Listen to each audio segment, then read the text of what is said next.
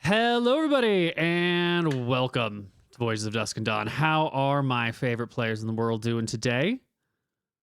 I think. Fantastic. Great. And he's gone. Immediately just gone. Hey. I noticed I was dark. Well, everybody, where last we left, I believe there was a weird hand in the sand, and Gary Two Machetes is basically dead, but not quite. He's just mostly dead. And Ewan is totally fine. And Vea's at about half HP and can't hit anything with a big stick. Is this about right? My stick is ineffectual. Yeah. And we're on the way to Summerland, hopefully Port August. So unless anyone has anything you'd like to say, which do feel free to chime in right now. I'm unconscious. Never mind. Perfect. We're going to be approaching Summerland, this lovely, beautiful island with a huge mountain called Mount Solstice off of it. We've heard of Summerland. We've not been there. And as our boat is approaching... Oh, I will ask Wiley if this port is as lawless as the first one we went to. Well, you see, I've been a prisoner for a long time back in that there jail. And out here on the rim, things have a way of changing and blowing with the seasons. Maybe it's a lawless hellhole, or maybe it's a bastion of civilization. Ugh, gross. I couldn't tell you because I've been locked up for so long, but I'd be braced for anything. Right, yeah, I think we just sail on in. That's fine. Excellent. As we approach Summerland, we see a lot of ships out in front of it. Like, a lot of ships. Like an uncomfortable number, like a flotilla or an armada or a whole fleet of ships sort of parked, anchored off of the coast, bobbing up and down, all flying flags of the Empire of Drekis. There's got to be 40 or 50 of these ships. This has to be either a fraction or a main part of the Imperial Drakisian fleet out here in the Dardanelles fighting the evil Varasi Empire. That must be what these are. And you can see in the town of Port August, there's flags of the Drakisian Empire. And the trees that you see on this map before you are, I don't want to say cut down, but a large swath of them have been like cut back. And you can see that there's like still little figures off in the distance and the trees are like ever so slightly shaking. It looks like there's active logging and lumbering and shipbuilding going on in this area. You're arriving not to a lawless land whatsoever, but to, I don't know, something conquered or incorporated somehow into the great and mighty Drakisian Empire. It's almost like home. It's a friendly flag. Very friendly flag. Mm-hmm. Is it though? Is it really? I'm Drakisian. Sure. I was worried. I don't like it. Well, as we sail in, I check my memory about how Arcadia and Drekis feel about each other. Well, Drekis is the kingdom, the empire that rules Arcadia. You are working for Lord Richard Marshall, who's like assistant to the Empress of Drekis. So these are more or less your guys, with one maybe awkward caveat is that you're doing this sort of undercover-y side mission, and like you have a bunch of magical stuff, and they don't really know about your mission or have any real reason to help you, and might even think of you as bringing them wealth or power. Like, I don't know how, like, ostensibly you're both on the same side, but you're also, you know, two sub-factions within the same greater area. Kind of like a, you know, two generals argue over who gets fuel for their tanks or whatnot. There might be some friction, or it might go very smoothly. It could really be anything. I see, that's cool. I didn't quite get that it was the, like, official Drakisian Navy here. Unless it's a really deceptive plan, it looks like the official Drakisian Navy. Yeah. Great. Also, as we approach, you have a few memories available to you as you see Mount Solstice rising in the distance and Port August approaching you. Would you like to review those, sir? Yes, please. Excellent. There are, a half dozen or so. And the first one is very prominent.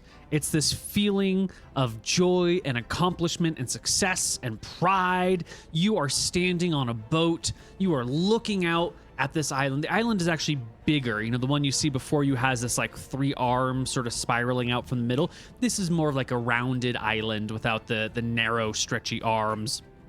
And the mountain in the middle is grander and larger and taller. And it's also lifting, or at least the top half of the mountain in your memory is just like rising off of the mountaintop and beginning to float into the air. And there's people on the ship who are cheering and hooting and hollering, and there's this like air of excitement and joy. And you look over towards this kind of shortish guy in red robes, with dark hair with streaks of silver that run through it. And he looks at you and he says, "I told you, Celestria, it would work." And you both exchange sort of like some laughter. And the memory goes on for a few minutes, quite a few minutes, of just watching slowly the top of the mountain lift off, float in the sky, and then like begin to move horizontally in a different direction. For about like 10 minutes or so, the memory fades and disappears. The next one. I think back to Flotsam Island as I'm reviewing this, like the island that was less underwater. Was Flotsam Island also more, or was it less underwater than from my previous memories? There was something about the lake at Flotsam Island. I think there was either more lake or less lake.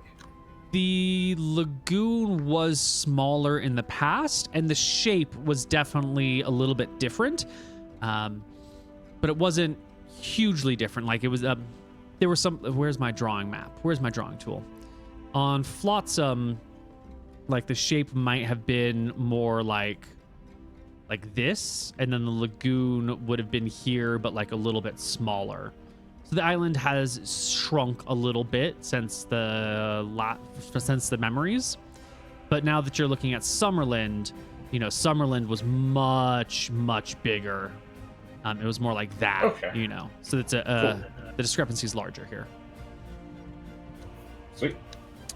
The next memory that you have must come from, I don't know, half an hour after the first memory, because it's very abrupt and it cuts in with this like feeling of despair and failure as the like floating bit of the mountain just like topples and falls into the water with a huge splash.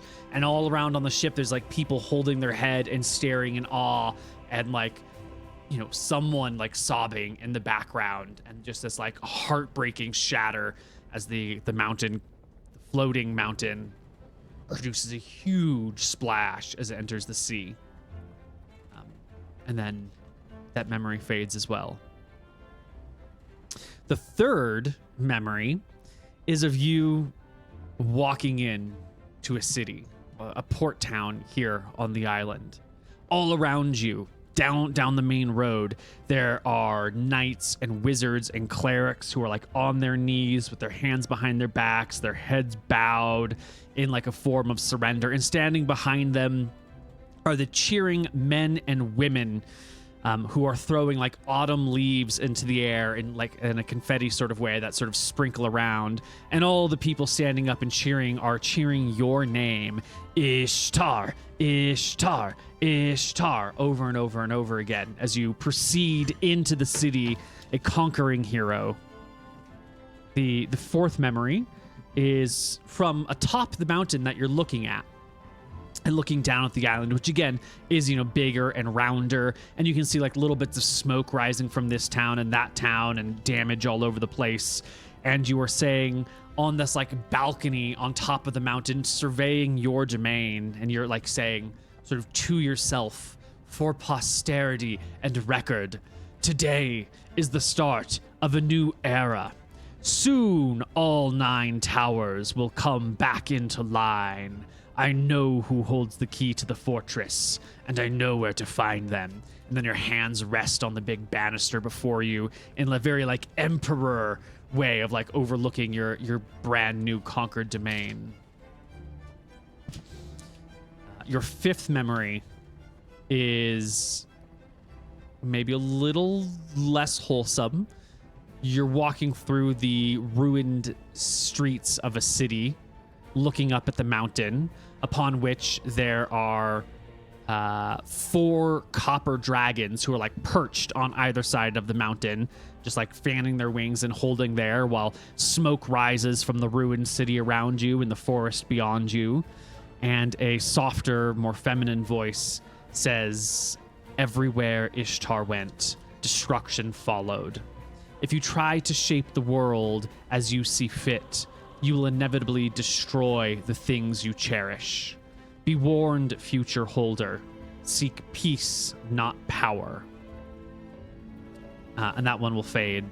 And the last memory that you have from out here on the water is just on a boat, kind of cruising by. It still has its much bigger, rounder shape to it.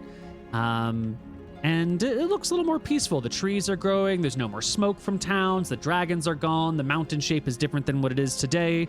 But there's just this soft voice. It reminds you of that husband-wife pair, the wife and the pair, saying, "Time heals all wounds. There is hope yet for the world."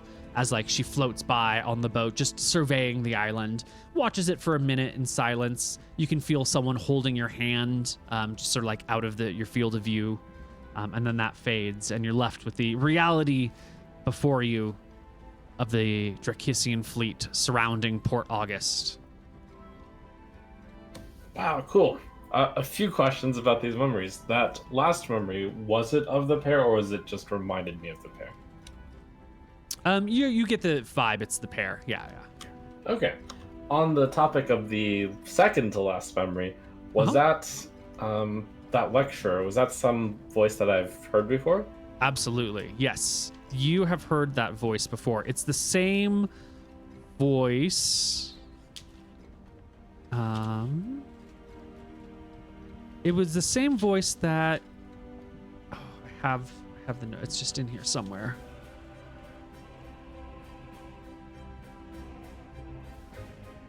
It was the same. Oh, my notes on these memories are badly written. Yes, you have heard it before. I can't remember the last thing that you had of it, but you've definitely heard it before. Okay, cool. Yes. And oh crap, I was gonna ask something about the first memory. Could you? I didn't want to interrupt you. Oh yeah. No, the second memory maybe. The Remind first me memory is real the quick mountain what the first- lifting and Yeah. floating away, and the second is it crashing into the sea. Okay, the third and fourth were. The third is the guy yes, walking to yeah, that town, was right. everyone chanting his name. Ishtar, Ishtar, Ishtar. Your name. We've got a memory of dragons invading. Let's see. This keep that was somewhere. Where was it? Was it the Pirate Cove?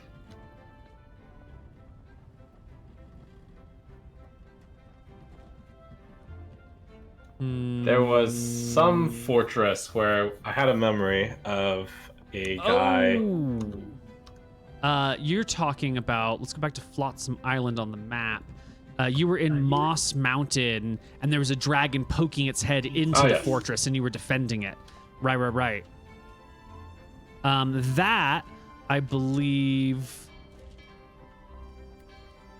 was the first person? The one who was referred to as Celestria? I think that was her inside the fortress in Moss Mountain. I think. Okay, sweet. Okay, I'll relay all these memories to our crew because I like bouncing ideas off of them, and it always helps to keep everyone in the loop. It all sounds very splendid. Lots of weird things going on these islands. Mountains lifting. Never seen anything like it. Yeah. Did you say something about dragons? 4 dragons? Yes, it seems this is a bit of history where in the past dragons attacked whatever power there was.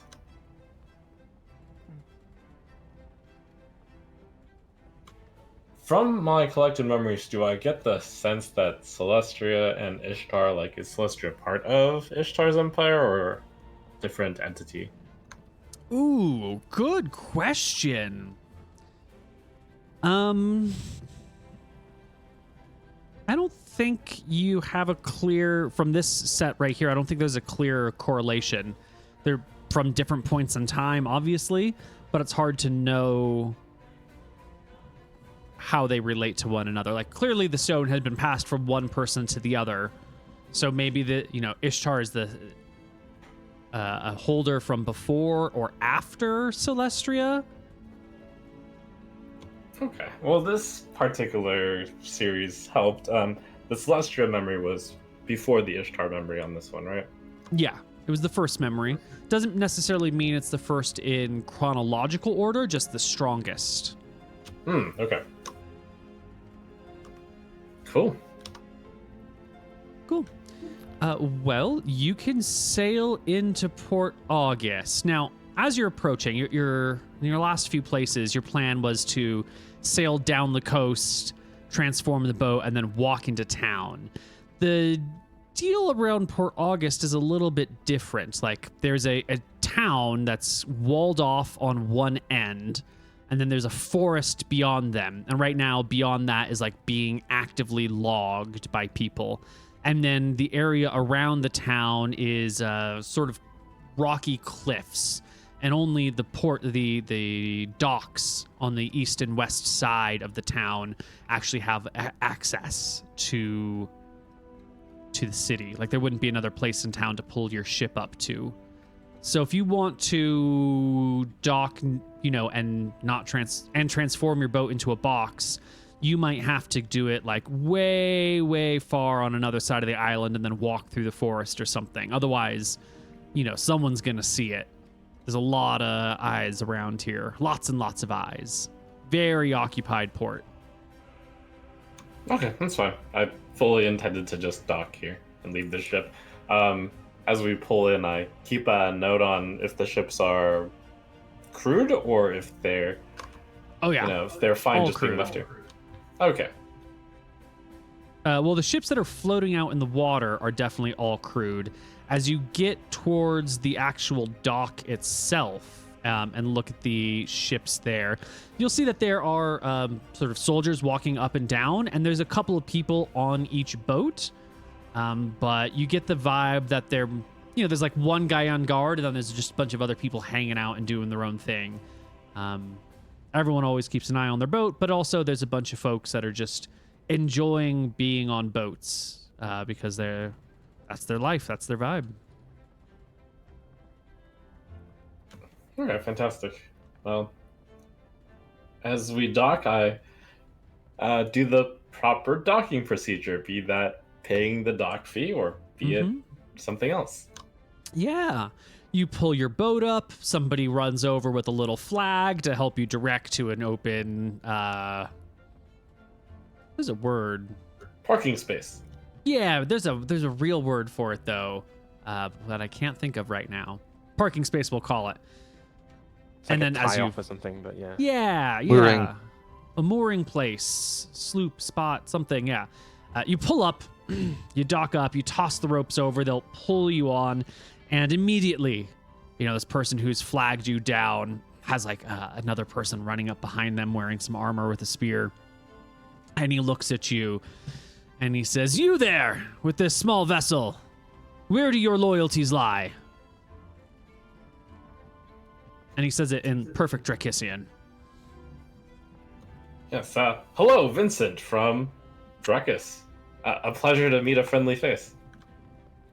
He takes a look at you once, a bit of a suspicious eye, passes his charisma check with flying colors, and nods and goes, uh-huh. And, what are you doing here? These are the front lines. Front lines? I'm just here to do business. I'm a merchant.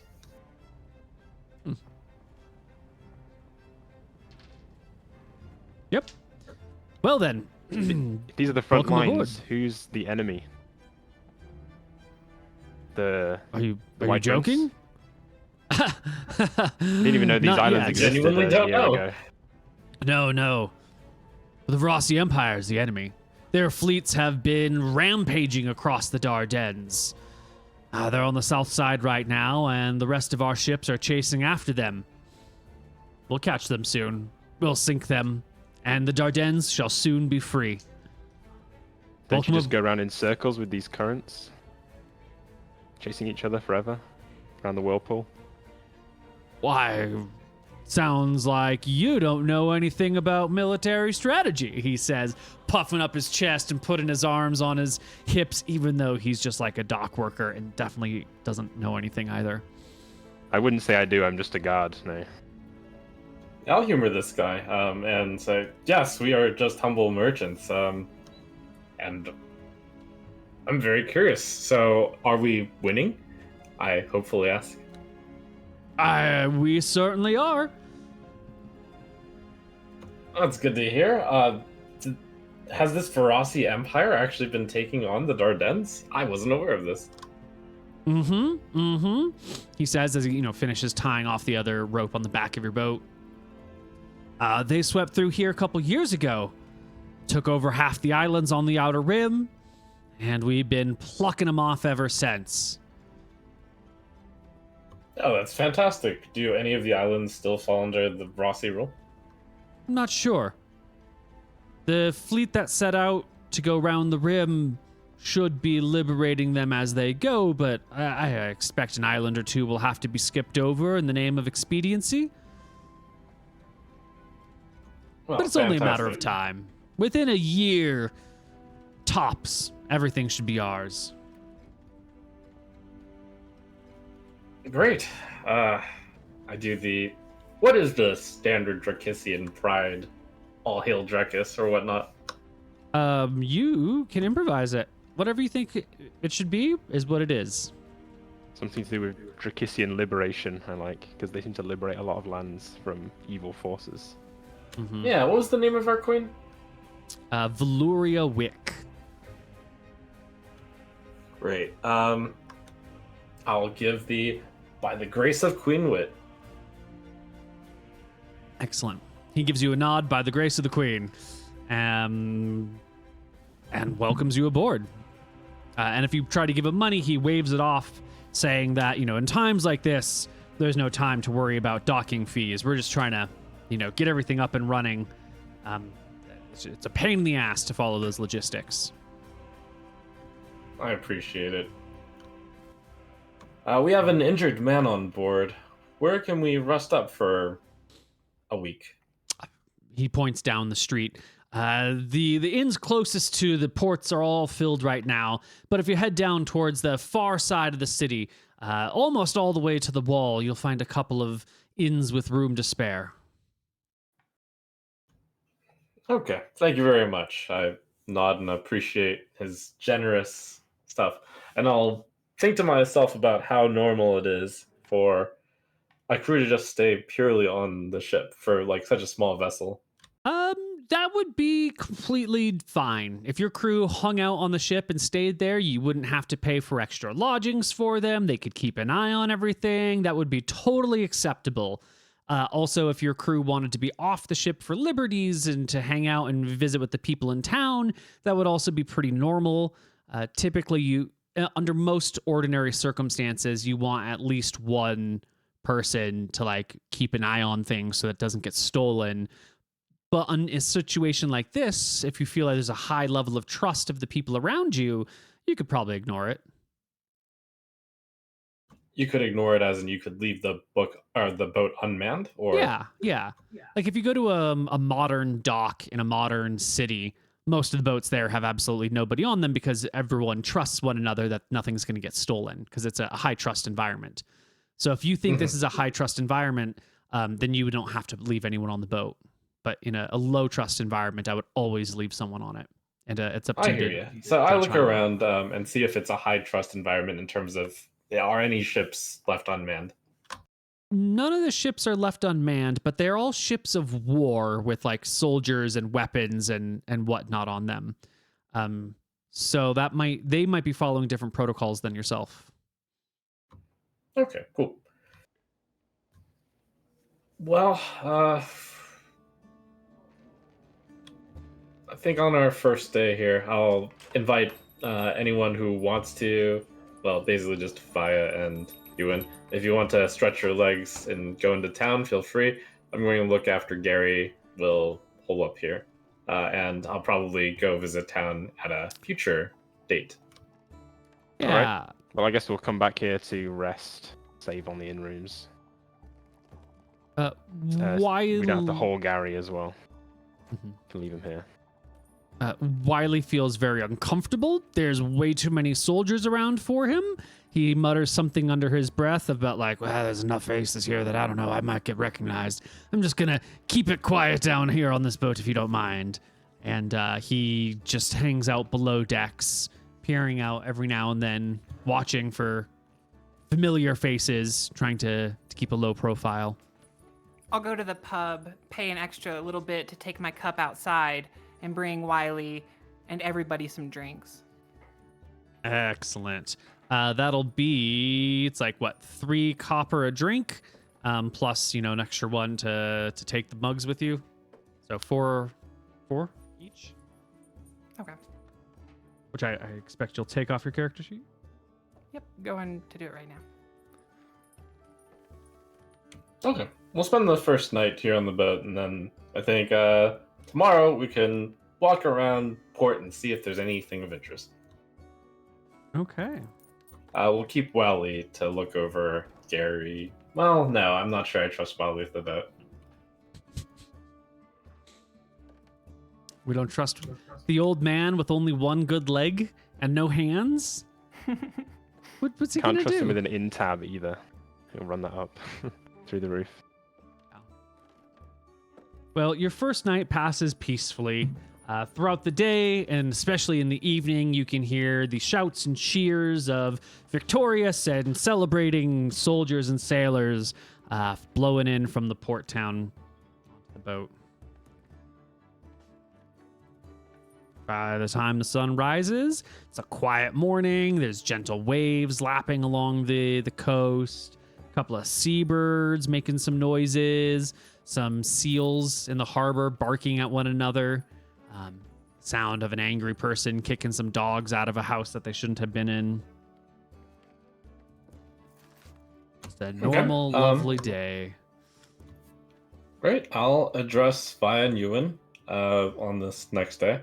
One of you is going to have to keep an eye out on Wiley and the boat, and one of you will keep me guard as we walk around port and see if there's anything of interest.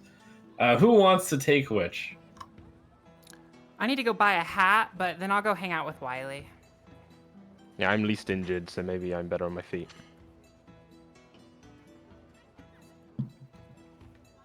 With Okay. Ewanson, I mean, yeah. So, you need to buy a hat? Is that what you said, Faya?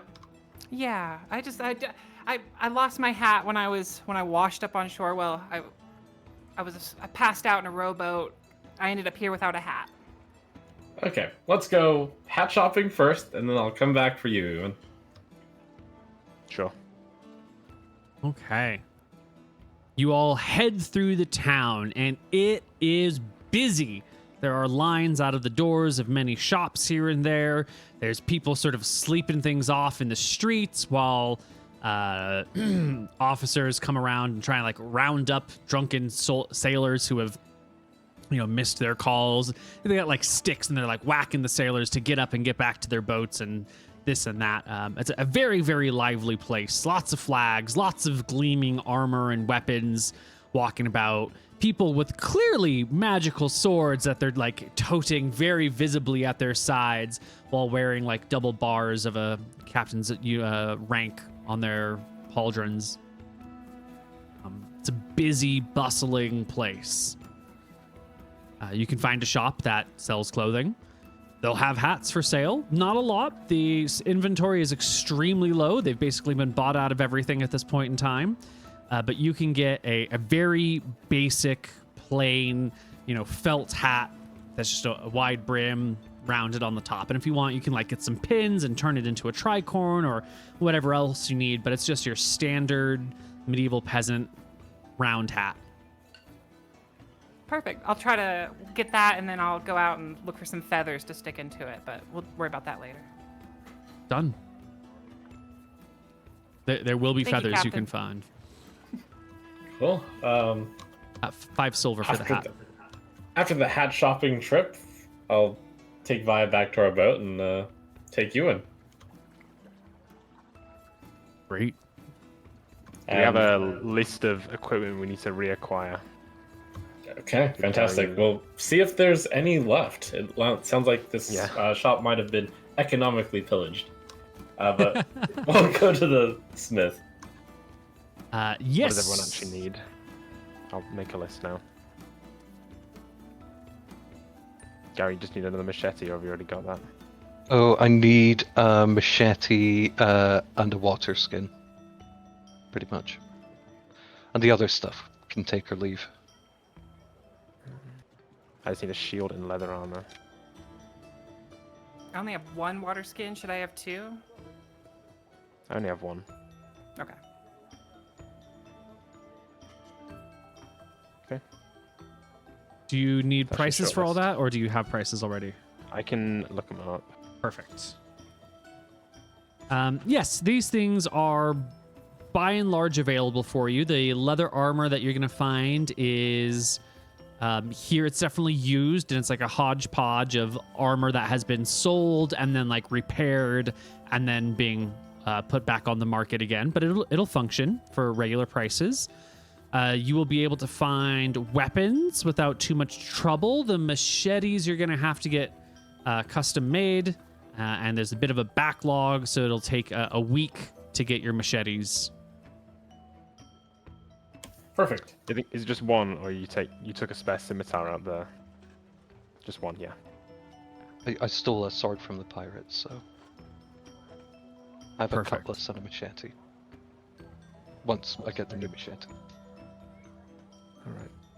Okay. And I will grab a few darts since I threw a bunch at the hand and didn't recover them. Ah, yes, excellent. The darts you'll also have to wait a little bit for, but I think you're going to be here for a week anyway, so it should be fine. It's looking like 50 gold and 8 silver total. Excellent. Okay. Do I get the sense that the Navy is leaving tonight, or perhaps later? Okay. No. It looks like they're here for the foreseeable future. There's no sign of their immediate departure, but also Navy being the Navy, you probably wouldn't know. You could wake up one day and they'd all be gone if they have their shit together well. That said, maybe some drunken sailors might be able to tell you more about what to expect. But there's definitely not. I was gonna go drink with a few at night, but we wander around port. Is it like a very large area or is it small enough that you can easily see all the sights? No, you definitely got to wander. The port is on the east side and the west side, and there's a little bit of a divide between the two, so you have to kind of explore each side, and there's maybe, 6 docks on each side and 100 buildings on each side, a lot of people. And then the main section of town, which has houses and shops and whatnot. You're not actually seeing any farmland here anywhere. So there's no animal markets like you would normally have. Usually towns have like big animal markets.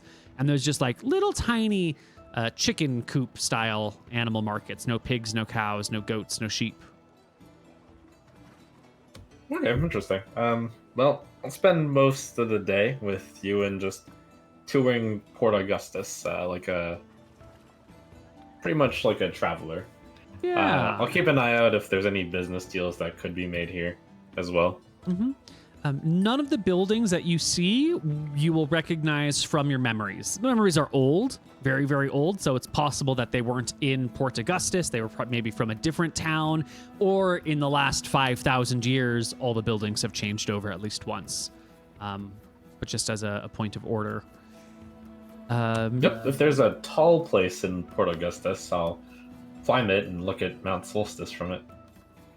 The walls on the north side of town are massive. They're like 50 feet tall. They're like 30 feet thick. They're a lot more like, a Chinese castle walls than a European castle walls. They're just like imposingly huge. And they're well manned with a massive, 20-foot wide gate in the middle of it. And stairs that can lead up, and there's Dracissian soldiers manning the walls, and also a couple of what must be local soldiers waving, flags and having emblems on their tabards that must be some sort of local something or other, because you don't recognize them at all. And they seem to be cooperating and working side by side with the Dracissian army and navy. Nice. Us trying to go with what would be publicly accepted as a norm. I'll try to just casually climb up the wall as a tourist, taking the stairs, see if that's possible. Yeah. Usually they don't want civilians and just regular people on castle walls, but the atmosphere of this place is a little bit different. And it's very clear the gates are open. No one is being checked coming in or out of the gates. This doesn't feel like the walls are here to like keep out spies and other bad people. And you can see other civilians walking up and down on the walls and looking around. So you feel like you could get up there without causing any problems, and you do. And from here, you got a nice clear view of this extremely dense forest that stretches for miles and miles until you reach Mount Solstice in the background. Which doesn't quite look the same as it did in your memories. It's definitely a smaller mountain with a few peaks on it instead of one massive mountain with, a peak that was being lifted and then moved. Yeah. Cool. If I gaze at the mountain from here, can I kind of figure out where the mountain dropped from the memory? Yes. The mountain... view had lifted up, and then it had floated eastward, and then it fell somewhere in the water off the coast over here. Probably okay. like, a mile or two off the coast. I'll ask a guard who's on watch here casually. I've heard tales of giants out here in these lands. This is quite a wall. He nods. Oh, yeah. Yeah. Forest giants, jungle giants, mountain giants, hill giants, fire giants, all the giants you can get except for the ice giants live out in their woods. Also, ogres, some goblins, little bits of things. But fear not. We've got the mighty Dracissian army here to hold them at bay. And those old growth forests, well, they're ripe for logging. We'll have new fleets built in no time. And no giants are going to stand in our way. Ah, fantastic. Nobody's been harassing the loggers then, have they? Nah. You could probably go out there if you want. You might get in their way. Don't get in anyone's way, but it's safe enough to go explore the cut down areas. You can see like carts hauling trees back in towards Port Augustus. Ah, okay. I'm simply a tourist exploring the wonderful Ardennes.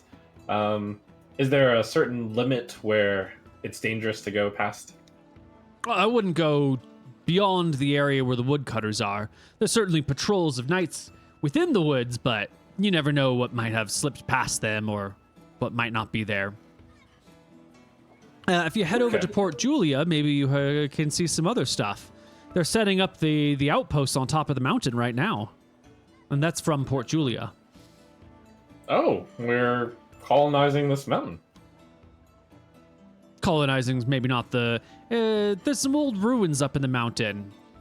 and it's been taken as a watch post. It's got the best view, and for 10 islands in either direction. Wow, that's fantastic. Thank you. Is there a land route to Port Julia? Is that what the knights are patrolling? No, you got to go by boat. It'd take you days to hike through that forest, and you'd certainly run into something nasty. Right. Why are the knights patrolling the forest? To keep the ogres and giants away from the loggers, of course. Oh, of course. So they just go out a short distance. Mm-hmm. Well, unless they see something and can find a giant's den or an ogre's lair. Wow. Such brave knights we have. She smiles proudly. Well, fantastic. I'll leave them to it. All right. You head back down, walk back into town. What are we're just going to kick it for a week? Do we have anything else we want to do? Before you get back to the before you when get we back go to the back boat, yeah. can I talk to can I just see what's going on? How's Gary? Is he passed out? Gary is at -4 hit points. Despite -4. the happiness in the port and the town and all the celebrations and joy, Gary is on death's doorstep. The man, if he doesn't get real medical attention, might die. I look over at Gary, then I go over to Wiley and I say, "Hey Wiley, how do you like my pirate hat?" That's a piss poor pirate hat if I ever saw one. Look at my feathers. They're fantastic. Wiley, you're jealous. You want the hat, don't you, Wiley? I wouldn't be caught dead in that there hat. I put it on his needs head.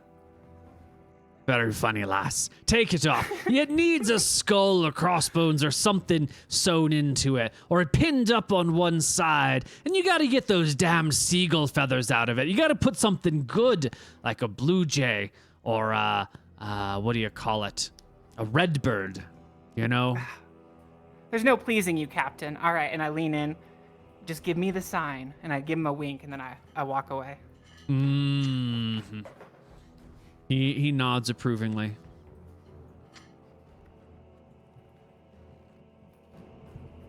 All right. We will basically lay low, and I'll tend to Gary the whole week then. Perfect. That's plenty of medical attention. It'll take 28 HP divided by 3 days. Yeah, it'll take 8 days to heal Gary up.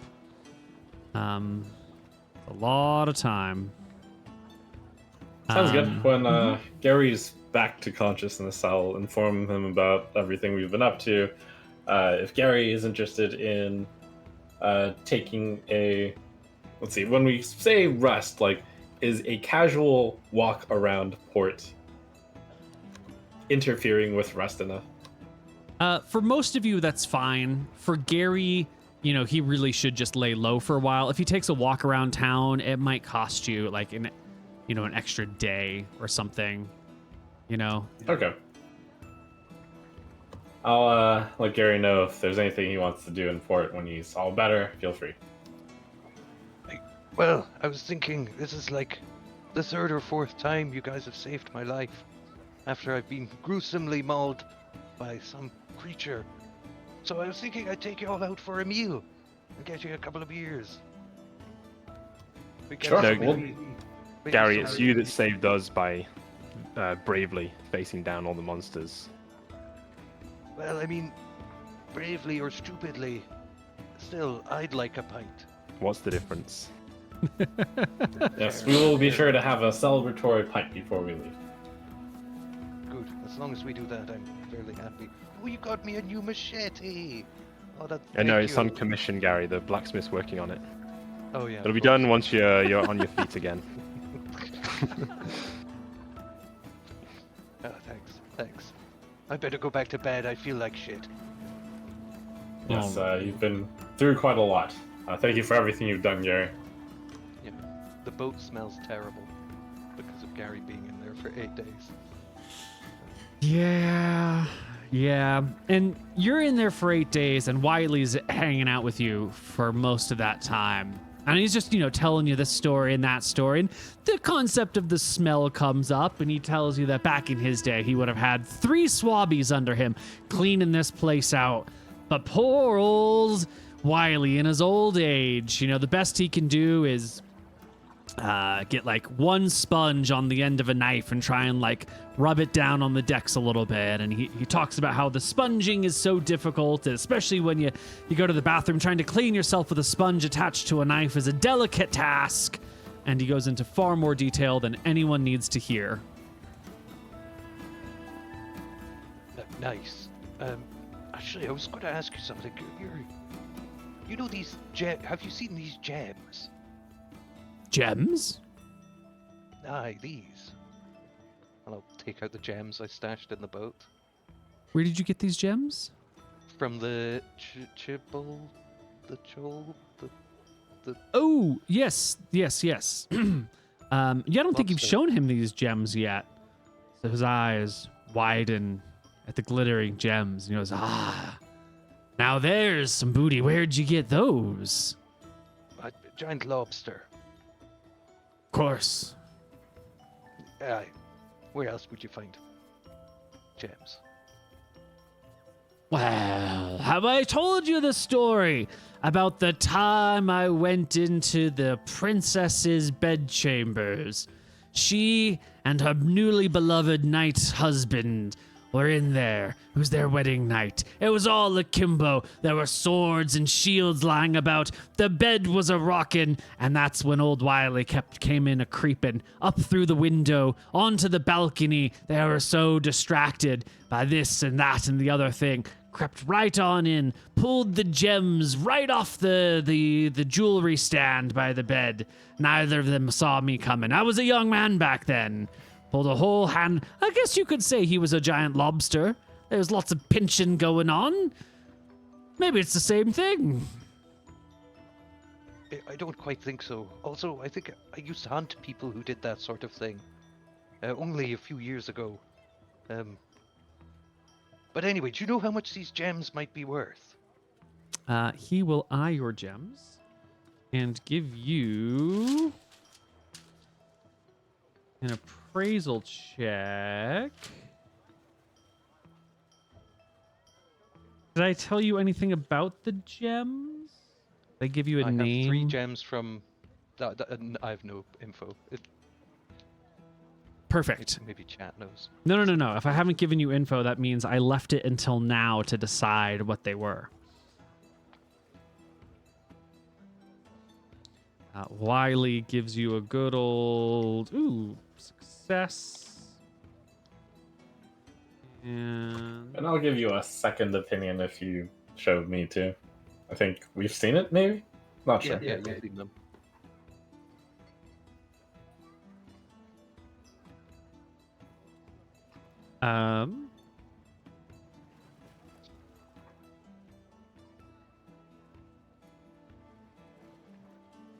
He looks at the pale yellow-brown stones and says, "They be citrines, lad, citrines.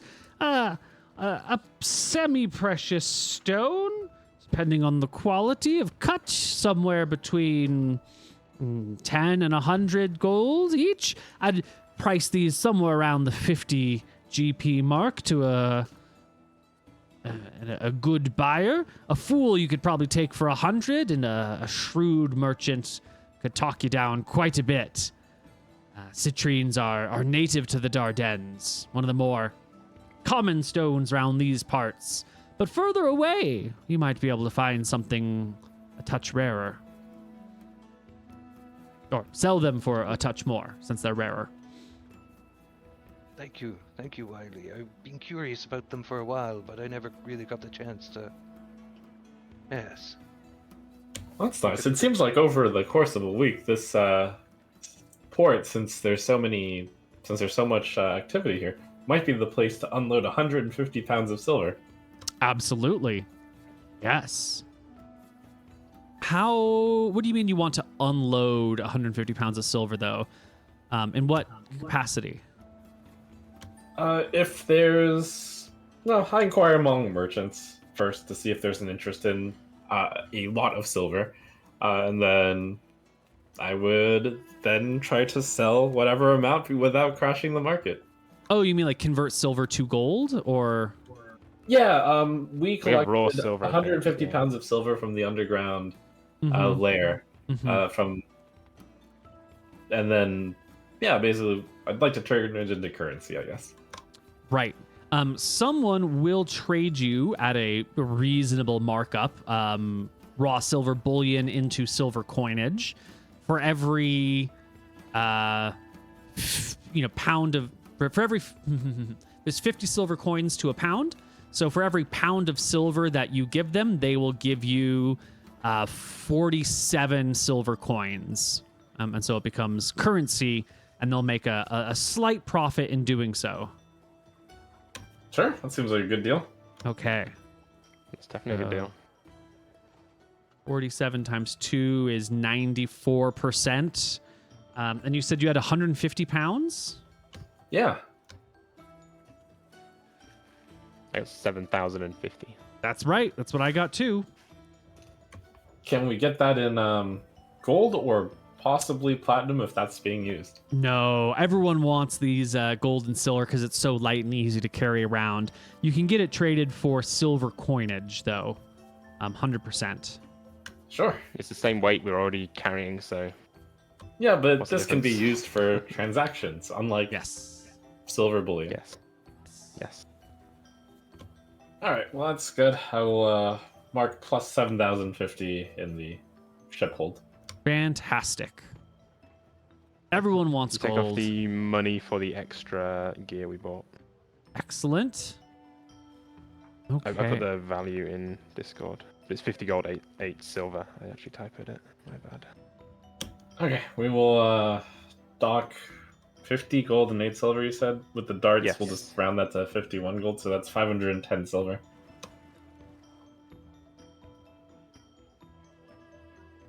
Okay. I'll take that off the ship. Your week of rest done. Gary, did you want to take everyone out for one last hurrah? Was there something we wanted to do in the city during this time, or just kind of hang out while the Navy chills in the port? The Navy doesn't seem to be going anywhere. Was there any information we wanted to gather from these people? Did we want to learn anything about the Navy here, or are we trying to just sort of bypass the Navy and not get too close, not attract too much attention? I think that's a good thing to do while we're out for a drink. Ask one of the sailors who... Just ask a sailor, friendly. Just ask a real friendly sailor what's going on? Yeah, in general, what's going on? Why is Vosi here? Why are we here? You don't know. Well, these things often don't get back to the wee folks, he says, dismissing you and your crew entirely, living high on the hog and thinking he's taught shit because he knows something that other people don't know. You see,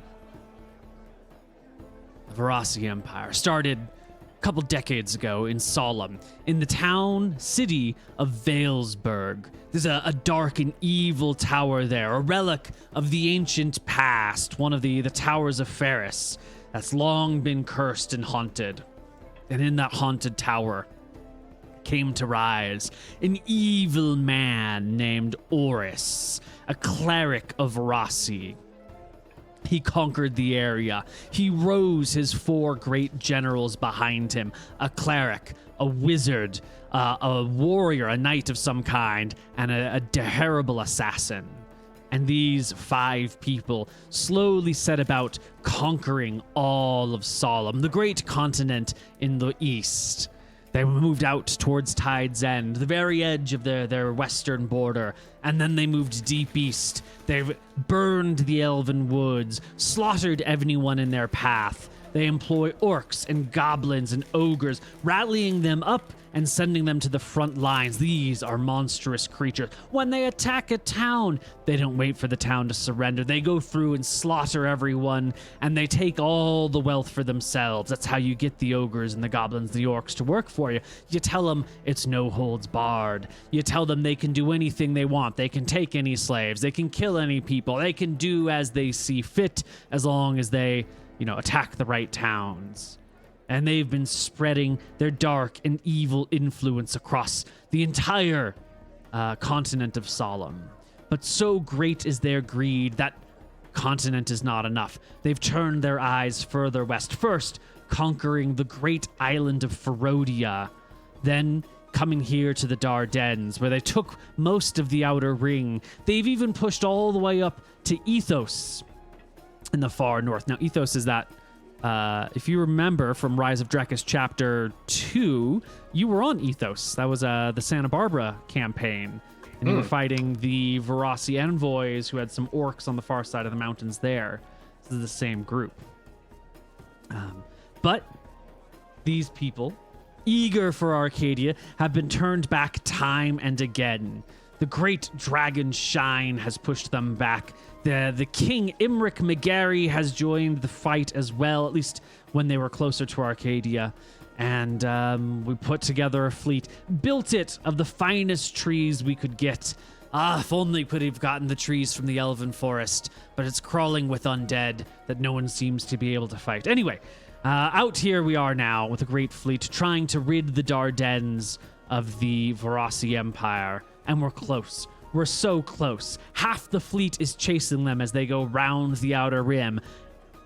Just between you and me, the other half of the fleet is here, waiting to catch them as they come back around. We'll have them from both sides. And that'll be the end of their expeditionary force. And once the Dardanelles are ours, and we mop up the stragglers here and there, on to Ferodia, on to the great island over there, we'll take that, and then, I don't know, Tide's End, Solemn, Valesburg itself, the sky's the limit. Wow. We have that much that you think we could push all the way to Solemn. What must be left of Solemn? It's been ruled by the god of death for so many years, right? Is there any I anything imagine left? it's a wasteland. There must be no people left at all. I hear they burn the cities and hack everyone to bits that doesn't join up with their evil forces. How does an empire or civilization like that even run? He shakes his head. Pure chaos. I Pure guess. greed. If you don't conquer new lands, there's nothing left to fuel your fires. You must be conquering and expanding, otherwise you burn out. It's like a wildfire. It's always burning, and you always need to be at the edge to get more fuel. At least, that's what I think. I haven't seen it myself, but that's what they tell me. Such absolute madness. We're glad to have you fine Drakisians here. Well, there's that guy over there is an Aridonian, and those two sailors are, can you believe it or not, Mystrians. Can't believe I'm fighting side by side with them, but it takes all sorts to make this world work. What about the lot of you? You all thought of joining up? Much better than being in a merchant fleet. We get a share of the spoils.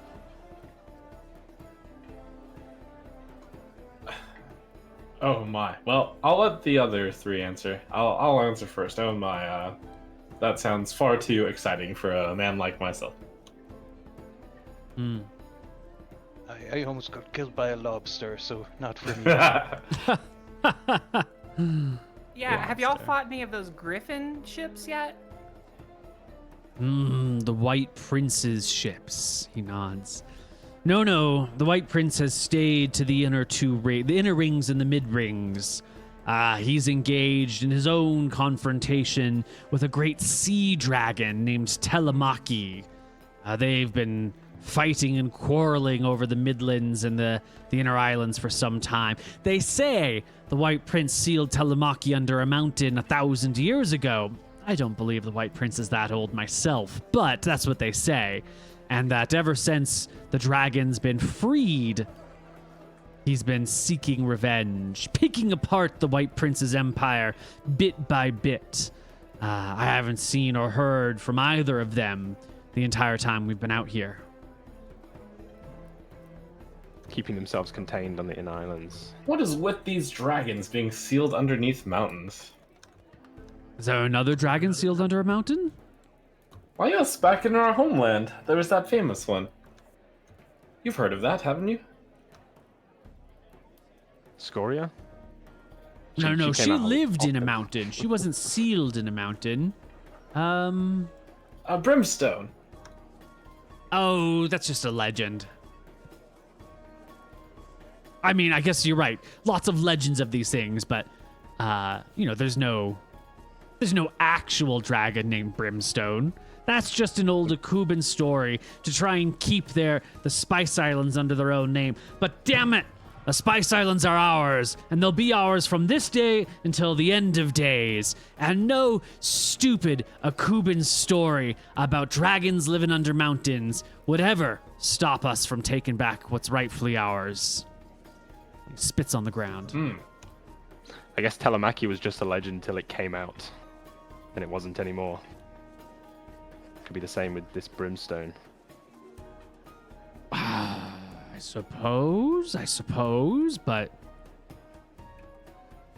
Two legendary dragons? Exactly. Two Seems legendary unlikely. dragons on one continent? No.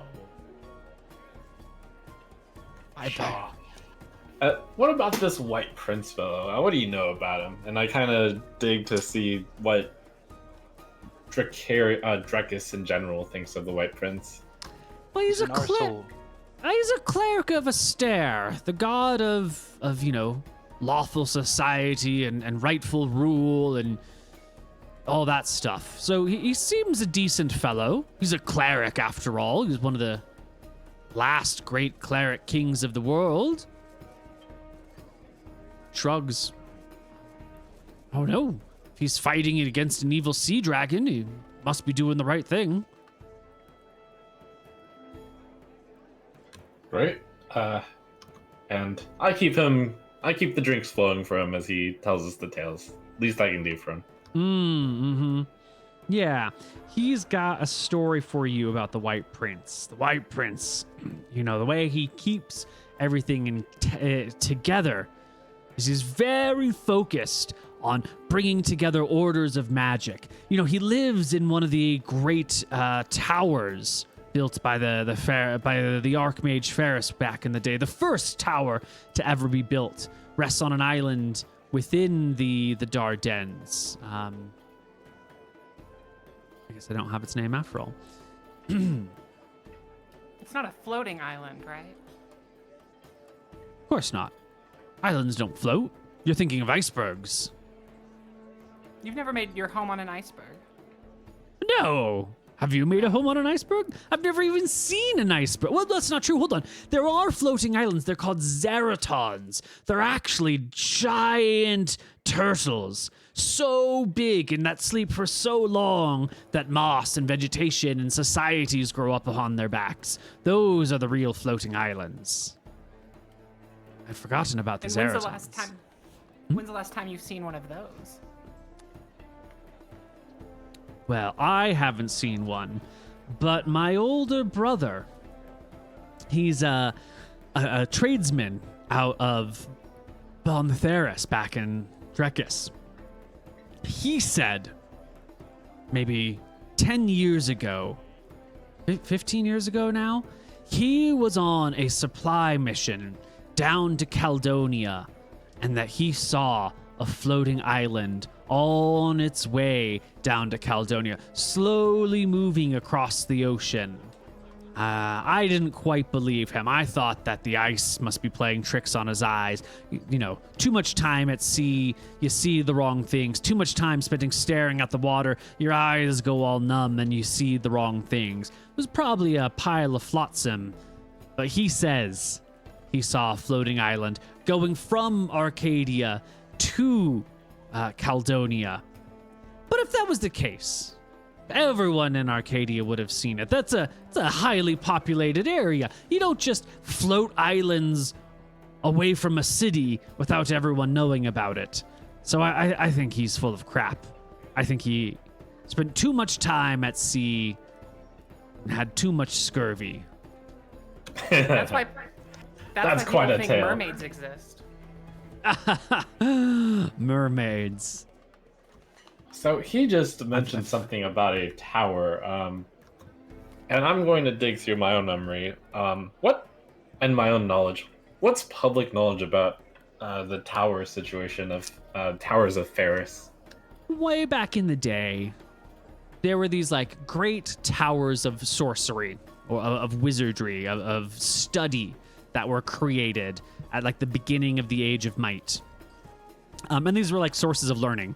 And they supposedly, according to legend, helped like create the Age of Might because there was all this education and learning, and all these powerful wizards could be in all of these lovely places, and it was passing knowledge freely between people. Like, black-robed evil wizards and white-robed good wizards could study side by side because they were all in furtherment of like the knowledge of humanity, and that these some number of these towers were scattered across the world as centers of civilization.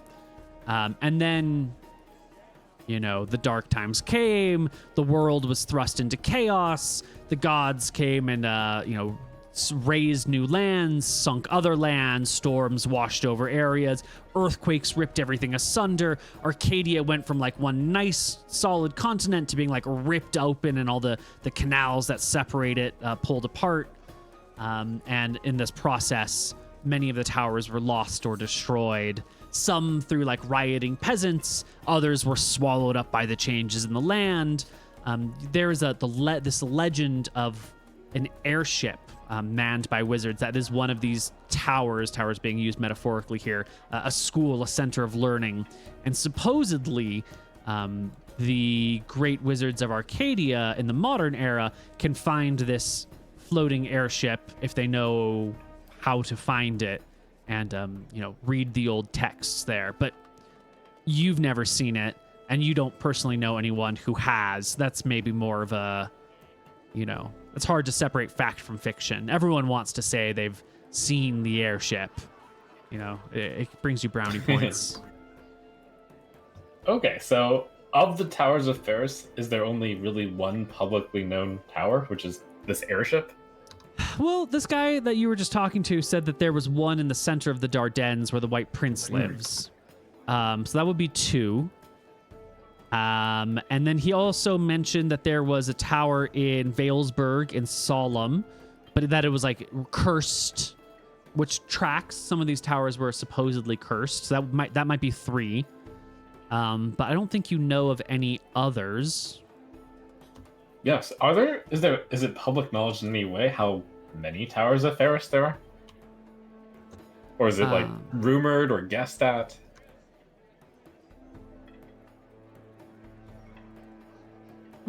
That's a good question. Well, you have heard three different stories about this.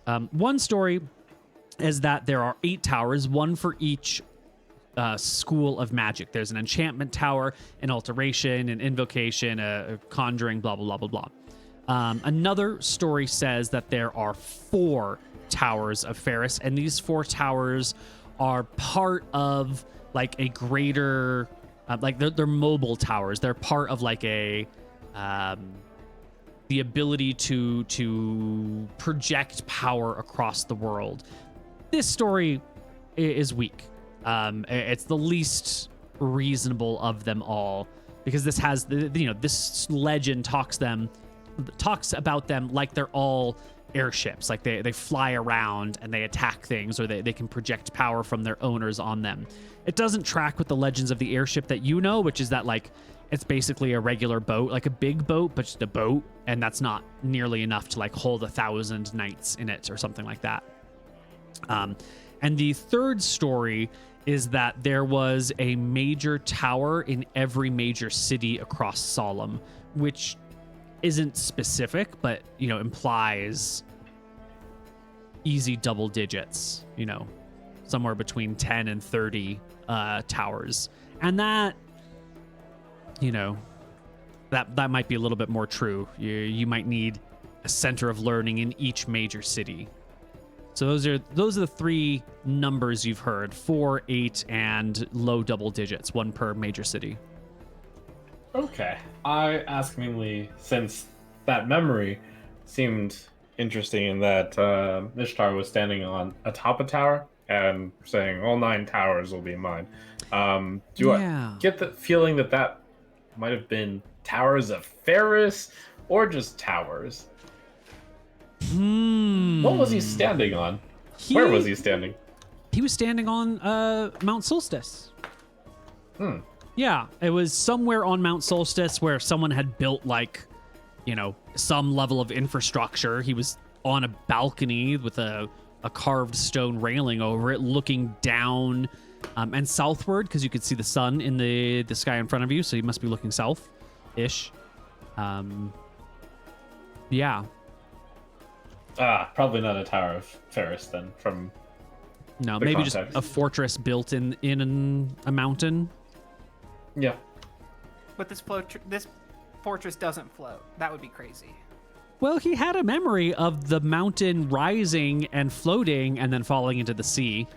So that was a floating mountain. Oh, does it seem like that floating mountain is where Ishtar was standing at some point? Give me an intelligence check.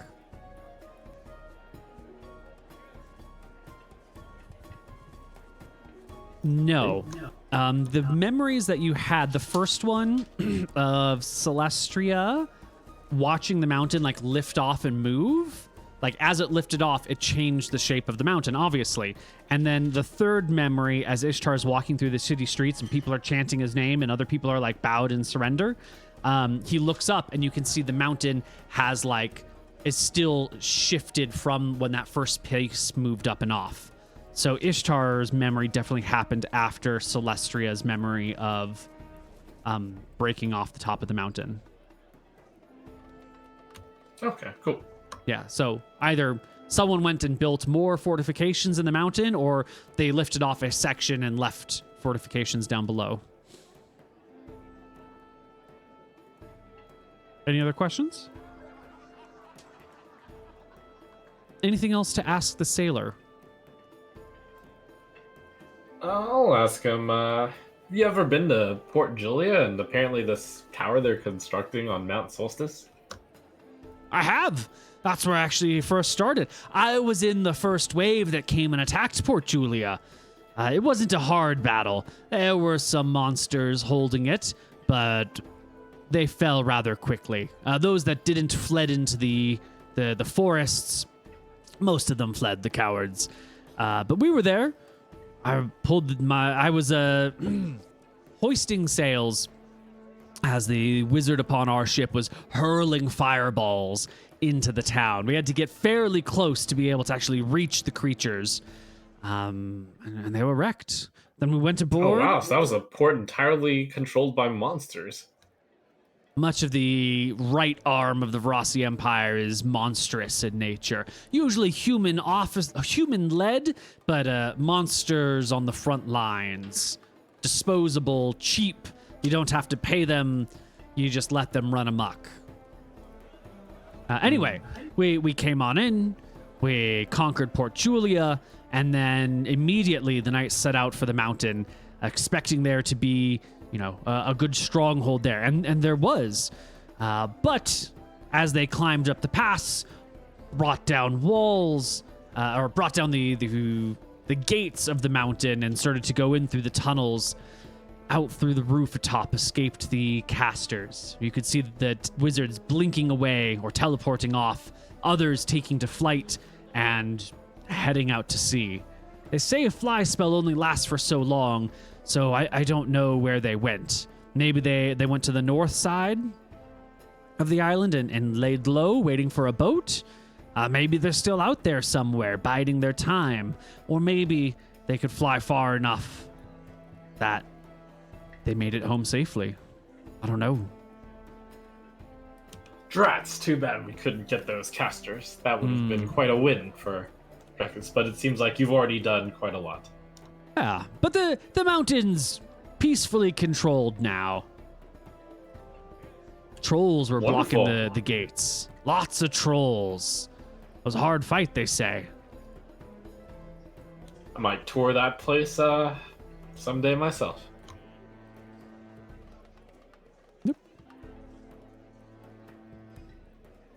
Okay.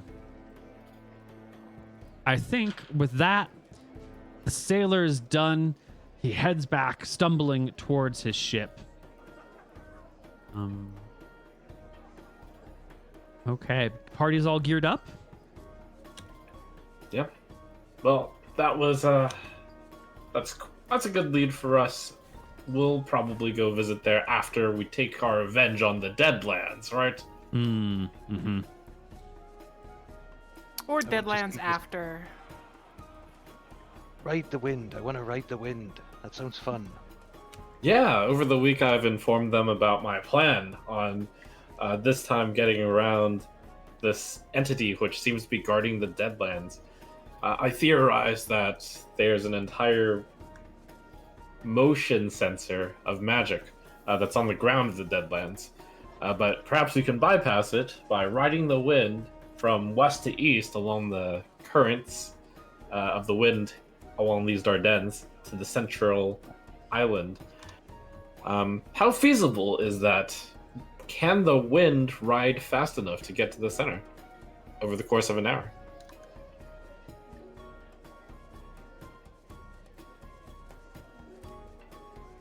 Well, let's take a look at my... Where is...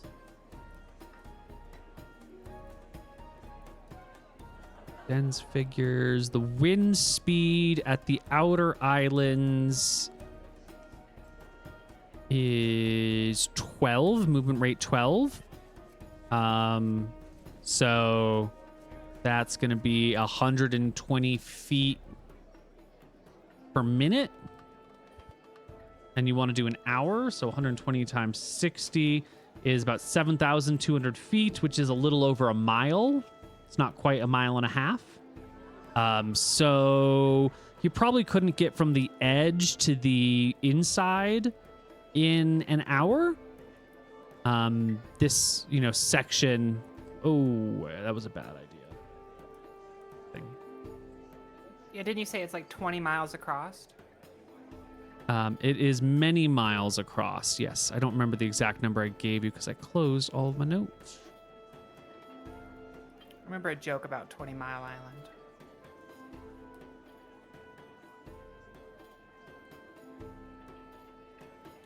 Island. Have a measuring tool.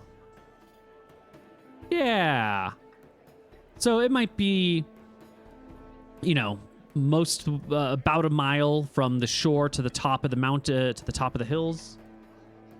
And then another couple of miles to the water below, and then maybe a mile or so across, and then maybe a couple miles here. So it might take you multiple castings to cross all the way in. I see. Yeah, it might be 10 miles to the middle, 20 miles all the way across-ish. But that's 3-4 castings.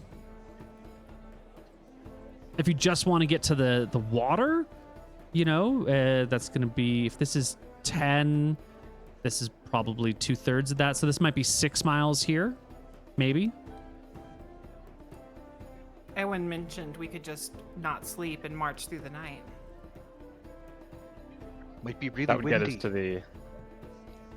Yeah, that would get us to the water, and then we'd be on the boat, but I don't know if the hand could reappear on that central island or not. Yeah, hard to say. Very mysterious entity. Maybe we are better off just taking on the hand then. Well, we can march and then...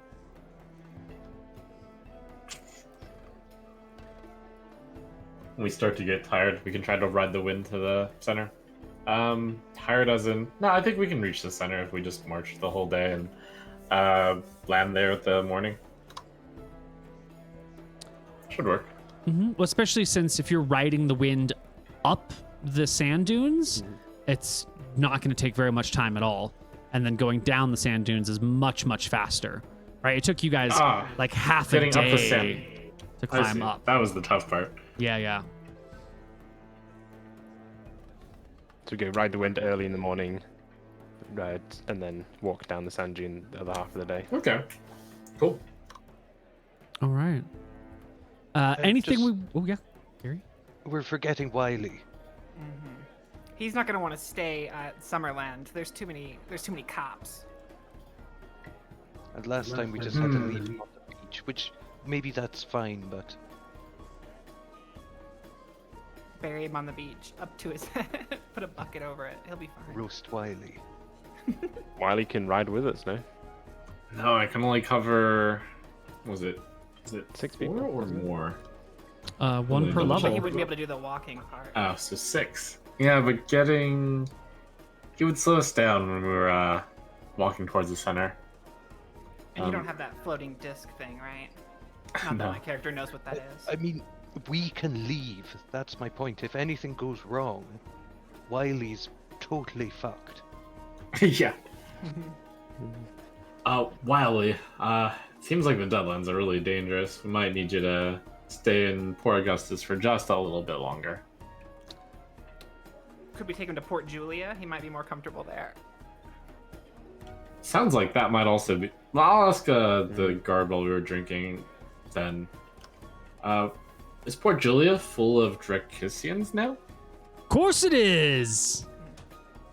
We got the whole place together. You know, Port Julia is where all the good farming is. We got great pastures surrounding Port Julia, and those grasses, they're high. Most of the farm animals had been slain, you know, ripped apart by the scum that was here. But the Great Armada has brought in cattle and sheep from all over the place, and a couple good old clerics of Martha have blessed us with abundant calves. And now they're feasting their hearts out in the lush grasses around Port Julia. It's a pleasant and So peaceful a lot place. of civilians there too, not just the Navy. Okay. The Yeah, survivors who lived through the occupation are there. Fantastic. Well then, I'll present. That's a great idea. I'll ask Wiley if he would prefer Port Julia. He rubs his hands together and is like, no, I've quite come accustomed to Port Augustus. There's a lot of people around and a great deal of soldiers and sailors, but, you know, as I was walking just around the docks a little bit, I noticed, now that I've just got the one good leg, and if I don't keep my sword arms on my hands, people look at me like a wizened, wise, and respectable elder. I think I could probably have quite a bit of fun here in Port Augustus. Just got to get used to this new vision people have of me. They don't see fearsome Captain Wiley. They see, poor old man who needs just a couple more coppers to get by. And these sailors are flush with cash. I'm sure I'll have no problem separating them from it. Excellent. Well, we'll leave you to it, and we'll be back, Wiley. Alrighty. Okay, party. With all that set, I think we're ready to head to the west part of the Deadlands, and we'll aim to get there to ride the morning wind. Excellent. Why don't we take a short break, and when we come back, we will do just that. So see you on the other. Hello, everybody, and welcome back to Voyages of Dusk and Dawn. Now that all the dumb stories out of the way, let's go to the Deadlands, yeah? Yeah. Yeah. Who needs exposition when we've got combat waiting for us? Good old... Oh, we're going to skip all the combat, aren't we? Well, we'll see. As our party wakes up the next day. After one good day, everybody hanging out in Port Augustus together, you're awoken to an odd commotion. Everybody is outside. Like, you wake up, you start to come downstairs, and the people who are normally sitting around having breakfast are standing outside. And they're all staring up at the sky. Hey, what's that? The party steps out. You We'll look join up. the crowd, yeah. You look up at the sky, and hanging in the sky are a pair of comets. Comets are an unusual feature. They're exceedingly rare, and they are said to be the essence of deities who are on their way to the world itself. Comets are the method, if you would like, by which gods come to Earth. That is what they are supposed to signify. That's what they're supposed to be. And here are two comets, side by side, hanging in the air. Evil omen. I don't like it. Oh, what a sight. Are they any particular color or?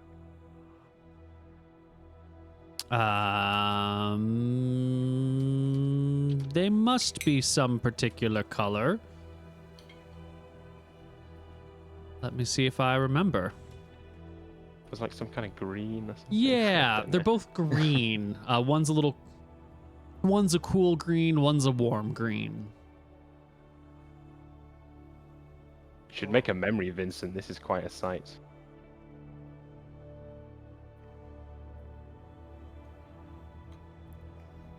Can Sure. that stone get full? Are you gonna fill it up with just comets? Any clerics nearby who know what this means? You don't see any clerics around at the moment. The entire Navy's here. Surely there's a cleric around. Surely. You search the city for clerics, and indeed you will find them down by the docks. There are maybe 15 clerics that have all gathered together. They've rolled out some prayer mats. Most of them are on their knees, eyes closed, hands on holy symbols. One or two of them are still standing and looking. One is having a conversation with a group of like very highfalutin, elderly, noble officers armed in like shining breastplates with clearly magical swords by their side. You know, they're, or at least swords that are so well made as you would expect them to be magical. You know, given that glimmering, shining, this is a work of art in and of itself style weapons. Well, I will, if possible, I'll try to listen in. Maybe, I mean, I assume everyone wants to know. Yeah. What is the meaning of this, pretty much? Yeah. Well, you listen in. A lot of questions. And the one cleric who's talking to the highfalutin officers is saying, like, this is a sign. These, according to all legends, according to all scriptures, according to all lore, the gods come to Earth by way of comets. It is the chariots that they ride here. And no one has seen a god come to the world in the entirety of the Age of Iron. In the last 1,520 years, no one has seen a god come to Earth. Gods haven't come to Earth since, well, maybe the great cataclysm that led to the Age of Iron. Maybe they came down during that frightful night. Does that also mean no comets have ever been seen like this? That's right. No comets have been seen in this 1,500 is a years. way bigger deal than I thought. Huge deal. Yeah, this has not happened in 1,500 years. At least, probably quite a bit before then. No one's even certain the last time this happened, but it definitely has not been recorded in the entire Age of Iron, which we're in right now. And the cleric is just kind of telling them, like, well, that's what we think. Like, we don't have, You can see everybody's praying, checking in with the gods, trying to figure out what's going on. But none of the gods have told me what's happening or who's coming down. And the cleric will also let these people know, let you know by proxy, that the gods show up in the night sky every night, just about all of them. But they come in seasons. Some gods are gods of summer, some are gods of fall, some are gods of springtime. Vosi does show up in the winter for a short little bit. The wintertime, there are no gods. Today is October. It's the middle of autumn. So we will wait until nighttime to see if any of the gods in autumn are here or not. Okay, well, this is a big enough deal that we should delay our trip to the Deadlands for one day. And I think we'll just hang around town and get all the gossip about these comets. All right. Would everybody in the party please roll me a wisdom check? You're going to hear a lot of stories, and we're going to pull out the best stories that each of you hears according to your wisdom. And it's a Gepa and Terran. Ewan gets a 16, Vincent gets a 27, Gary gets a 25, Vaya gets a 19. Okay. So, Vaya and Ewan, you don't hear any better stories than what you overhear with this cleric talking. You talk to some folks, they say dumb shit. You don't trust any of it. Gary, you find some other hunter type folk, locals, none of these Drakissians, but the locals who, used to hunt in the forests of Summerland. And they tell you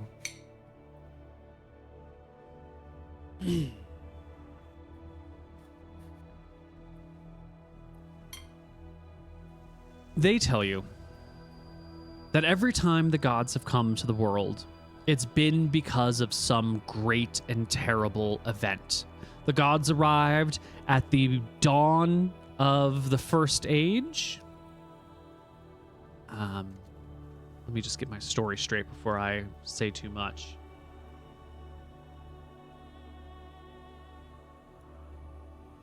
I like to think I found like a crazy street preacher, and I'm just like standing there with the street preacher as like the hype man, and I don't know that I'm not very wise, so like I'm just hyping it up, and I believe whatever the street preacher's saying. Oh, the world's gonna end, and I'm just like, yeah. And then when it's time to clap, I'm just clapping to get the crowd to clap. I'm trying to pull people in. It's like, this guy knows the truth. And you're buying it? I'm not that wise, I don't think. So yeah, no, I'm 7. into it. Yeah, it's like I'm ready to join this cult. Not really, but like I'm listening to what this preacher's saying. Wow. Have a document right. Here we go. At the beginning of the Age of Heroes, when the world was first here, Age of Heroes is also known as the Age of Magic. The gods arrived, they seeded the world with everything, they brought life forth, and they walked among the land. During the Age of Heroes, gods came down to the earth frequently and like talked to people face to face, gave people specific quests and jobs, and sent them off to do things, and really were the heart of the earth. And it caused great and terrible destruction. It's also known as the Age of Villains, because during this time, like, dark and evil gods would empower people with horrible magics. And it was during this age that terrible creatures like chimeras and manticores and trolls were created for the fun of it by dark and terrible gods. And every time they came, they created a great hero, and the hero destroyed things in their wake. It was bad. It was a bad time. And at the end of the Age of Heroes, the gods came to Earth once more. There was a great and terrible war that swept over the whole of the world at the end of the Age of Heroes. And this great and terrible war is right around the same time that the towers of magic were built. The airship was built. It was right around the same time that the Dardanelles really came into its own. And yeah. During the Age of Might, which is the next age, the gods came to Earth sparingly, few and far between, but each time they came down, great and terrible calamity followed everywhere they went. And then, at the end of the Age of Might, which is also known as the Age of Faith, cataclysmic events happened. The world was ripped asunder, lands were reformed, winds and waters swept over everything, and the gods must have come down. All of them came down that night to make that happen. So this must be a sign of terrible, terrible things to come, and perhaps the end of the age. Who knows what the next age will be, but it's not looking so great. That's the story. Really you get a move on then. Sounds like. Oh, I'd rather not be on land. Get my sea legs on the sea. Mm-hmm. Hopefully it doesn't hit the sea though. Oh no. I'll Oh, go no. find the rest of them. The world's mostly ocean. Oh no. Should we follow the comments? But they're not going towards this island. They're going. I mean, they're hanging up in the sky. They're not like zipping around. How would you even? I guess you could follow the sun, I suppose, but Ride don't the know, wind I don't up to know. them. A Vincent, little more than a mile. you get a different story. At the end of the Age of Iron, I'm sorry, at the end of the Age of Might / the Age of Faith, there was a lot going on. There were great and powerful, like, wizard kings or cleric kings that ruled much of the world. It was during this time that, like, the bulk of magic weapons and weapons and armor and items were created. Like, all of the minor magical items, you know, all the +1 and +2 swords were all made during this age because there was, like, industry behind clerics and wizards, and they could create things on an industrial scale. However, as the Age of Faith, the Age of Might came to an end, and the lands were ripped asunder, and everything was destroyed and remade, most of the high-level clerics, like basically all the high-level clerics, and most of the mid-level clerics, and a lot of the low-level clerics vanished from the world. Not like they died, but if there was King so-and-so, cleric of such and such, after everything was ripped apart and everyone like woke up the next day or came around when the sun rose again, the cleric king so-and-so was gone. Like, his family was still there, but the cleric himself was gone. And in the last 5 or 6 years here in Arcadia and the Dardanelles, a lot of clerics have been vanishing. They've been, like, killed off through assassination plots. The Vosi Empire is very fond of, like, sending in spies to murder clerics and wizards ahead of any sort of offensive engagements. And there have been a lot of clerics disappearing. And there's not that many clerics left in the area. And this feels very much like the last time they came at the end of the last age. And, like, the spellcasters are falling for one reason or another. And maybe the gods are here to finish the job. Or maybe they're here to stop it. But yeah. That's the story you get, is that this is not good for the faith. And this is not good for spellcasters.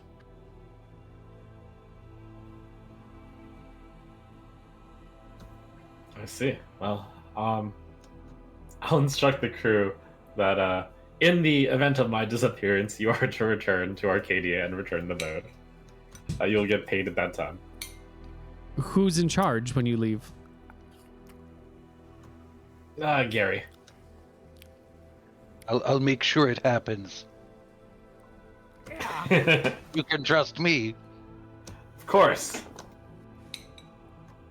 And I think we're spending the day in town listening to all these rumors, and just when evening comes, will gaze into the sky and see if any stars are missing.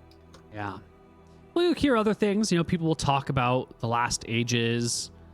The age of might was defined by charismatic leaders who surrounded themselves with many high-powered individuals. The first real empires of the world grew up during this time, fueled by leaders who never age and who are resurrected upon their death. Usually some divinely inspired entity like a cleric or a paladin or a simple person to whom the gods speak directly. This age saw the rise of wizards as a class, and with them the various schools of magic, infrastructures, and traditions of magic that have lasted through the millennia.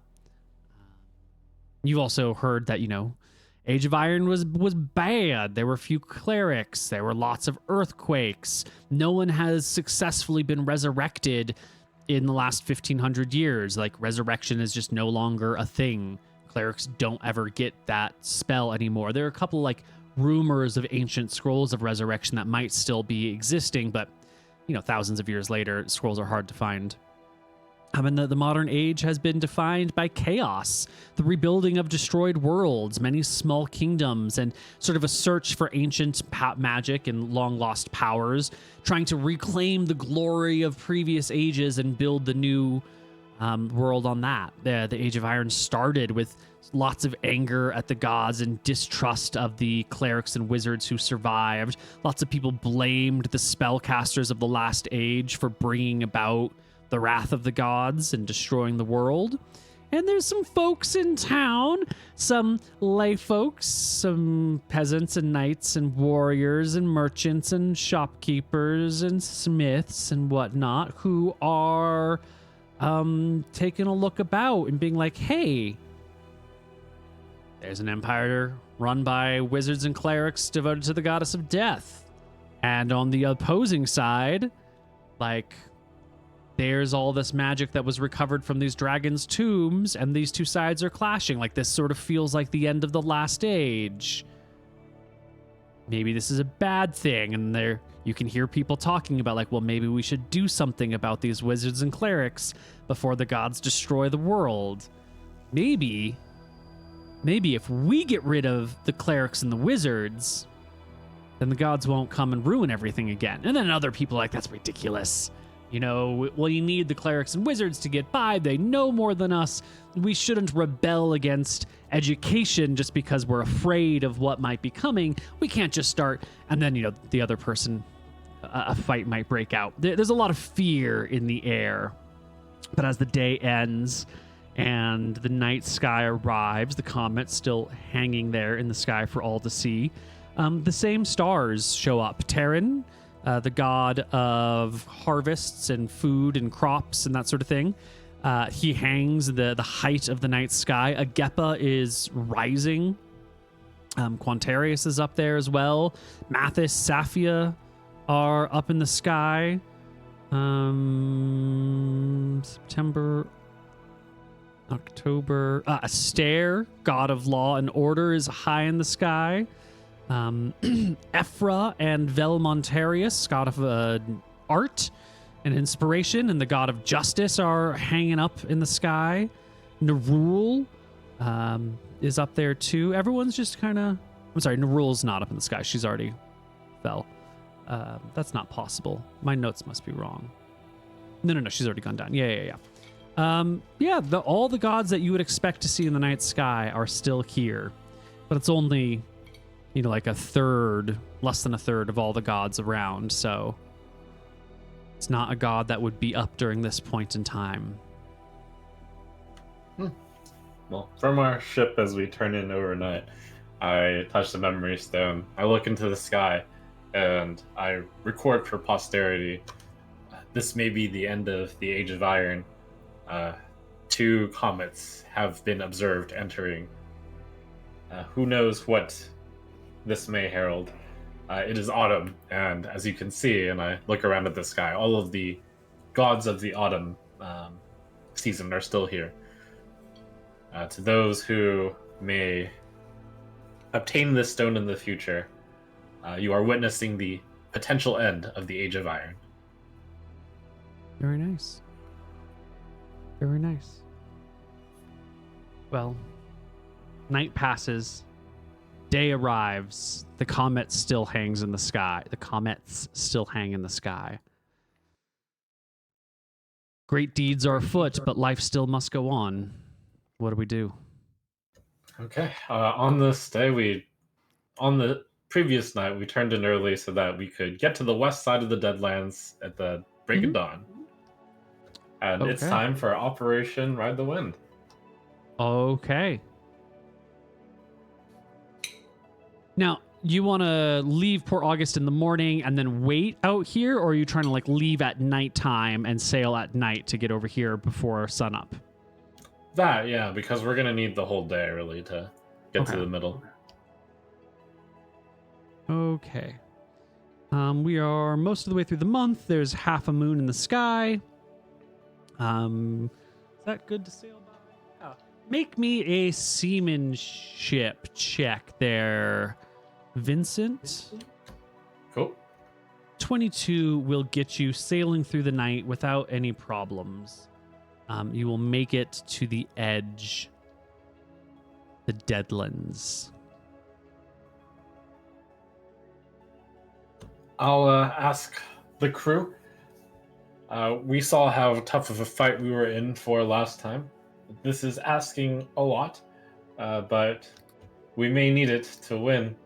Would you be willing to be subject to the haste spell if we are to fight this monster that we encountered earlier? I will if you give me 20 gold right now.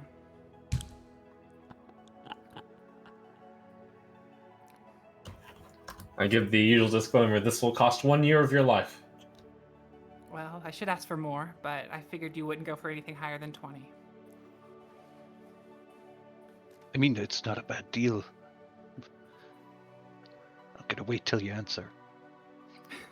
I'll look towards Ewan to see if he would give a response. We discussed this before, right? If we're in is a life and death situation, 1 year's worth, your whole life. Yes. Save So, us. in a life and death situation, then. Very good. Yes, yes. But the Do 20 it on would be me. nice too. Not on you, Vaya? You can do it on me anytime you want, in any situation. You just have to hand me 20 gold. Each time. Understood. All right. It seems like the gauche. I nod, and I don't offer Ewan and Gary 20 gold. Well then, we have quite a journey ahead of us. Let us. I don't want to dock on the island in case the entire island is basically a sensor plate for people walking on it. So we will float off the island for a bit. We'll take the ship and we will start riding the wind. Okay.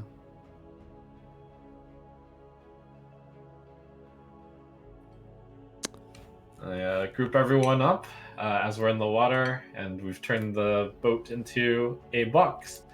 And I cast Ride the Wind on the group. And we left Wiley back in Port August. Yeah. Yes. Okay. Let me just add one image here. Oh my god, Captain, we're so high up. I know, you can control whether you move up or down. I instruct as we start floating up, but we go where the wind takes us. Always wanted to fly, Captain. It's not as good as real flying. That's it. What's real flying? With the fly spell. You know, I'm sure being on dragon back is better, but this will do for now. Okay. I'm like a sail. Gary, not too high. We soar up. Wait. Hold on. Wait. I just need to clarify one thing about the boat here. You're on the boat. You cast Ride the Wind. You leave the boat where it is? Off the coast? We dive off the ship into the water, turn into a box, and then we start riding the wind. believe I'll sink like a rock with the amount Like of a stuff I'm stand carrying. in the Yeah. shallows. Yeah. Could we just go like on the bit where you can stand in the water? Like a sandbar? Is there a I'd sandbar? rather not stand on anything. I'm Sure, you gonna can cast your look for a spells while treading sandbar. water. Yeah, you can't really cast spells while treading water, and then people would have to have like no gear on them if they're just floating in the water. Oh, So it's too much time to hover above the water while you get the boat. Like if you cast it The thing before is, you and then can't we just hover, you hover. float off. Well, we're heading that way, so Yeah, when you're under the effect of Ride the Wind, you're long virtually weightless. So like as soon as the spell is cast upon you, you just get like picked up by the wind right away. And you definitely can't cast spells while treading water. And I don't know if everyone's got a swimming proficiency. So you could anchor the boat here and try and come back for it later. But I don't we're gonna need a way to get the boat with you if you want to go. he didn't Can care about I our swap unless he sandbar? cared about the magic items. We Is can there make it so the sandbar boat doesn't touch offshore? the sand and just we touch the sand. If it's the magic item detection you're worried about. yeah. All right. I guess we'll. Who knows? Maybe that'll even be to our advantage. Sure, we'll land at the very shallowest area of the island. Okay. Like as in, we don't dock the ship there. We just get off and where our feet can barely touch the ground. Got it. Just enough to cast your spells, Yeah. then change the boat into a box.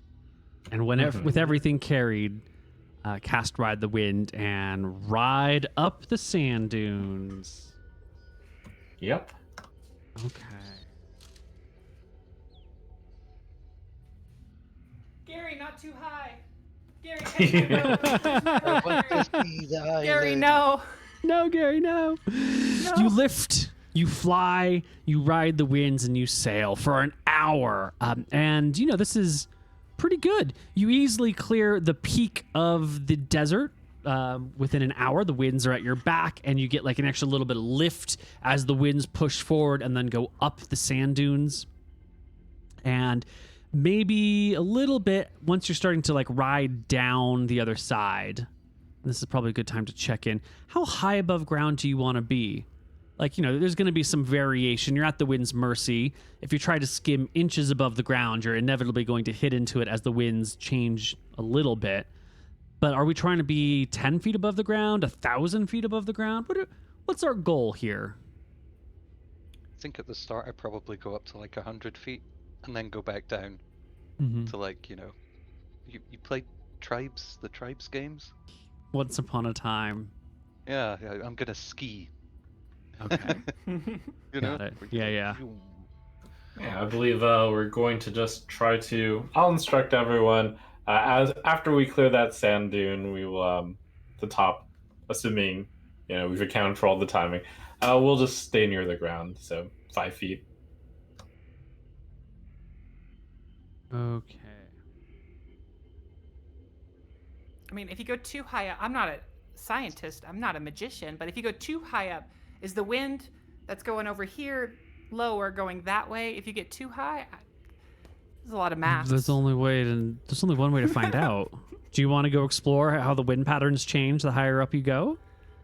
Gary, hold this rope as I go up. Wait, hold on, I got a fishing rod. Are Nah, we I won't go exploring too wind high. patterns? No? You could wanna go discover too high. something fun. I'll discover something else that's fun on the next session. Ah. Okay. Up we go. Down we go. Easily sliding down. And the magic will eventually sputter and fail. And you guys will drop into the soft, downward sloping sands and sort of tumble and roll for a little bit. Until you're somewhere, you know, over here. Oops. I'll attempt to not Over let the here-ish. rift dancer touch the sand if that's possible. Ah, hold like it. hold the box and don't let it. Nice. Yeah.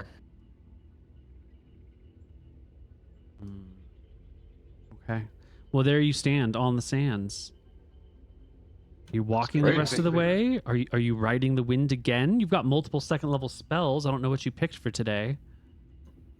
No, I just wanted to save the half a day trek up. Now it's just a matter of trekking to the middle. Let's go. Uh, can we tie a rope to the box just in case the box starts moving on its own, and then we can at least grab the rope and have a little more time? I'll Yeah, keep that hold of it. sounds I'll keep it in my arms the whole way, if that helps. Okay. Yeah, we've got something better than a rope. We have Ewan's strong grasp. Probably. Rope could Fingers snap. crossed. Right. You make your way down the sands across to what appears to be just a little tiny bit of grass, like really thin, weedy dandelion, Canadian thistle, bindweed grasses. Some of them have like nice, pretty little white flowers. Others have little dandelion-style blooms on them. And you can trudge across this area where the ground is hard packed, the sand of the dunes left behind, just a baked and cracked earth before you, with water in front of you and a mountain in front of you, a mountain that's sort of lopped off at the top, almost like a plateau or something.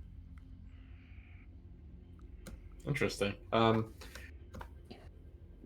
I look at the ground beneath us, and is it reasonable for a hand to go through this, or is this like significantly harder material?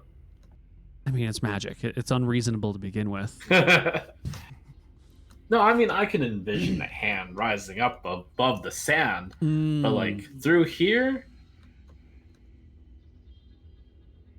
Let me see. You've got Maximilian's Earthen Grasp. This rises from the ground, open turf, grassy fields, or dirt floor. So if Maximilian's Earthen Grasp could come up through this ground. So if the spell is anything like Maximilian's Earthen Grasp, it will absolutely be able to go through this as well. But if it's a different magic, maybe not. But, probably. Got it. Very good. The water's in sight practically? Like, are we right at the shore now? You're maybe a mile from the shore as you walk forward. But we can skip ahead to when you get to the shore if you'd like. Yeah, our destination's almost there. And as we're walking, our plan is simple. We'll take the rest of the journey by boat to the center. And hopefully what we want is in that plateau. Do we On use or just in. the rowboat or the whole ship to get across this small bit? I'll use my seamanship to figure out what's better. Might as well go with the whole boat. Sure. Whole ship, yeah. Okay. Okay. As you get to the water's edge and look on in, anyone here have a fishing proficiency? I think two of us do. Yeah? Fisherman, give me your fishing proficiency checks. Gary's got his rod in his hands ready to fish for the Yeah, magic. I brought it with me. I brought it with me. 24 and 26. Excellent. You do see fish in this water, but they're not like any fish you've seen before. The first thing you come across is some sort, you can see my hands, maybe they're, like 2 feet, 1.5 feet across, but it's a fish with like 2 heads that comes out of a single body and then splits again into 2 tails on the back side. And of its 4 eyes, like one of them is gray and mottled, and the other 2 are like bright, vibrant green. And this fish is just sort of like at the shore, sort of like looking around, skimming up and down, back and forth. You gonna cast off, Gary? I'll wait till we're on the boat, but Well, these Yeah. fish don't look right. wait, actually, hold on a second. I grab my harpoon Please. and I harpoon With the a fish. trident or Yeah, absolutely. You just Let give my me a trident. regular attack roll. Cool. fish elemental comes out. It's an excellent shot. You skewer the fish. Not a problem. It's absolutely dead. Pull the harpoon out. The fish sort of flops a little bit on the end of the harpoon in its final death throes. I'll give it a sniff. Well, it smells like salt water and scales. Is it warm? Like unreasonably warm, No. like the soil. Does it have big teeth? You part its little mouth and it has lots of little tiny teeth. Lots and lots and lots of little tiny teeth in one mouth. And then you check the other mouth and the other mouth is smooth. No teeth whatsoever. Well, it's just a weird fish. Doesn't look particularly dangerous. It's dinner anyway. You're gonna eat that, Gary. I'll give it a try. I don't know. I prefer you not mutated. Okay, hold on. I want to try something else actually. I'm gonna slash the fish, like, down its guts, and then I'm gonna throw it into the water so it bleeds everywhere in the water, and see if anything tries to eat it. Like a swarm of piranhas or something.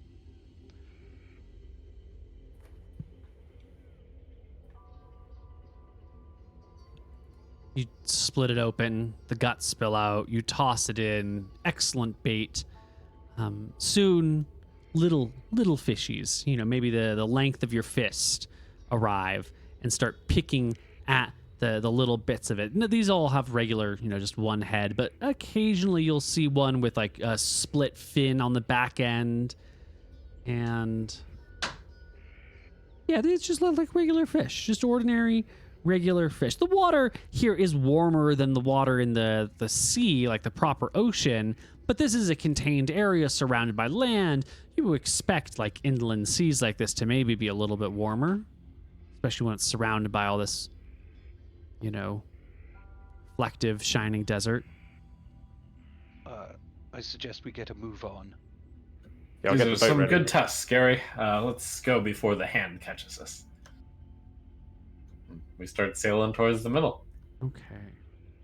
Somewhere around now, as you're looking at this rising mesa, memory begins to tickle at the back of your mind. It is, if you engage with it, it is. Yeah, are we on a ship now? You're on your ship now. Yeah, I'll take the memory. Excellent. I stand guard.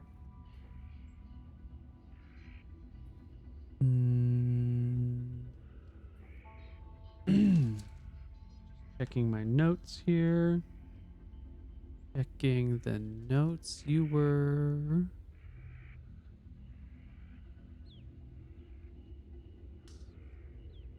What's the most important stat? It's not the. Is it called grubs? Grub skill? Grub skill. I rolled a 10 for my grub. I don't know what that means, but it's probably not great. It means you got average appreciation of food, one way or the other. It's just you're a regular old person when it comes to dining. The memory you have is of Nice. a youngish woman. It's got that same tone of voice when she speaks. Of the fifth memory you had earlier, where she's like, everywhere Ishtar went, destruction followed. If you try to shape the world as you see fit, you will inevitably destroy the things you cherish. Be warned, future holder, seek peace, not power. That same voice speaks up again. And it says,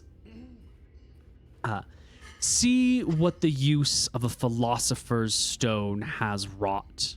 Its power wielded for destructive purposes is unimaginable and unthinkable in the worst of ways.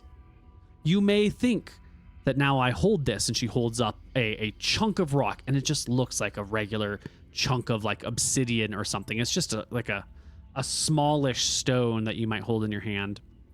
You might think that something like this is easy to destroy, but if I were to cast it into that volcano there, great and terrible destruction would emanate. The energy stored here is incalculable. It must be hidden where no one can find it.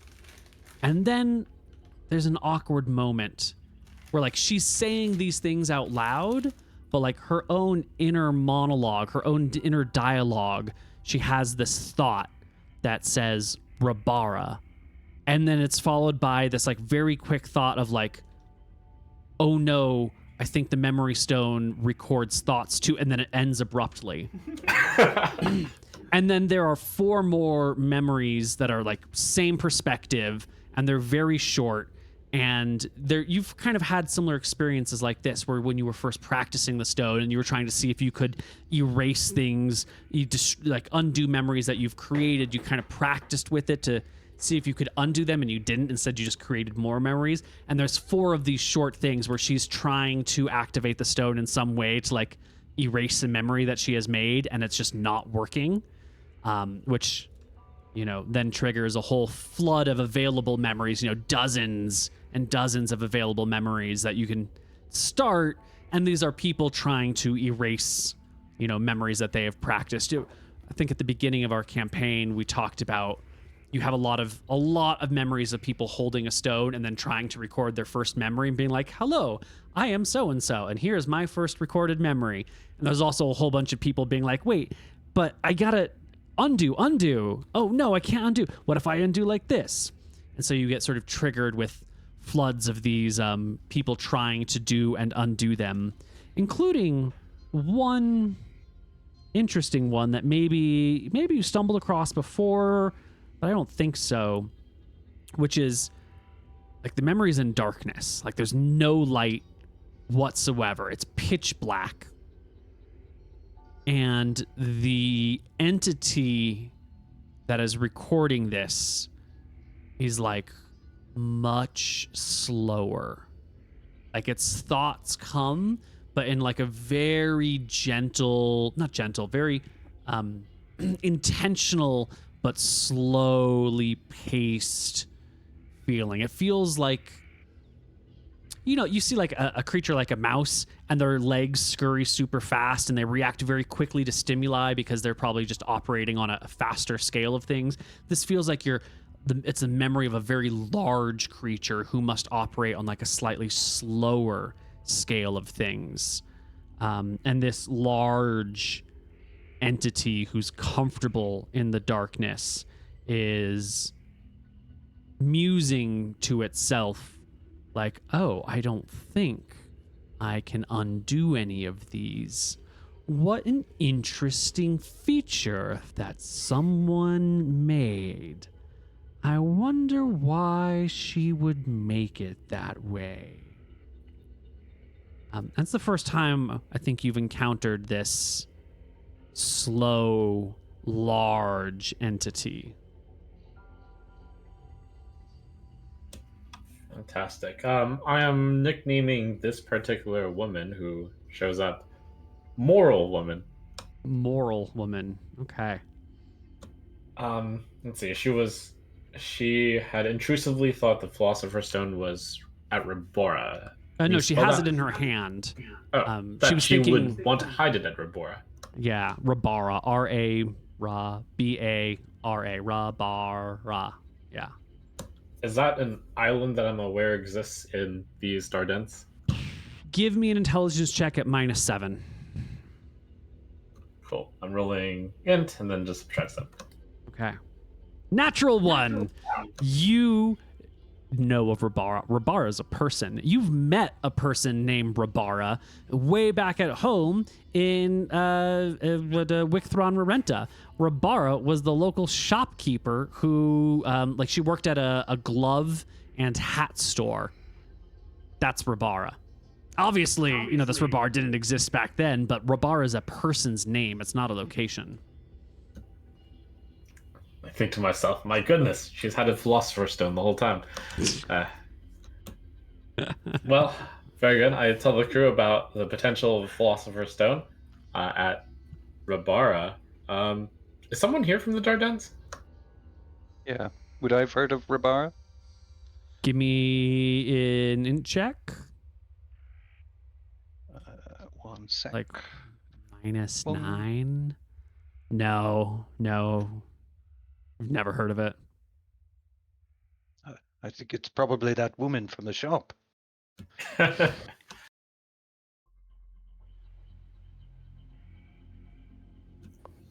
Okay.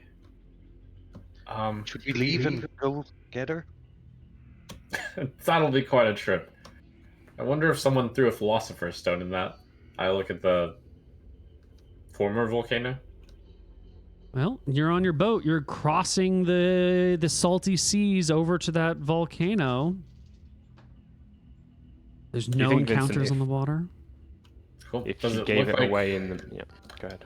Obviously, there's thousands of years, but does it look like the volcano naturally became this mesa?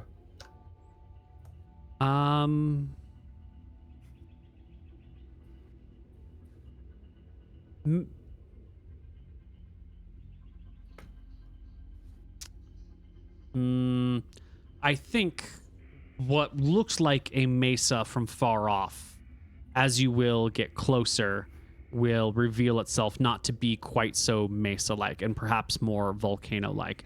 Was this established naturally? Well, nothing in this island was established naturally.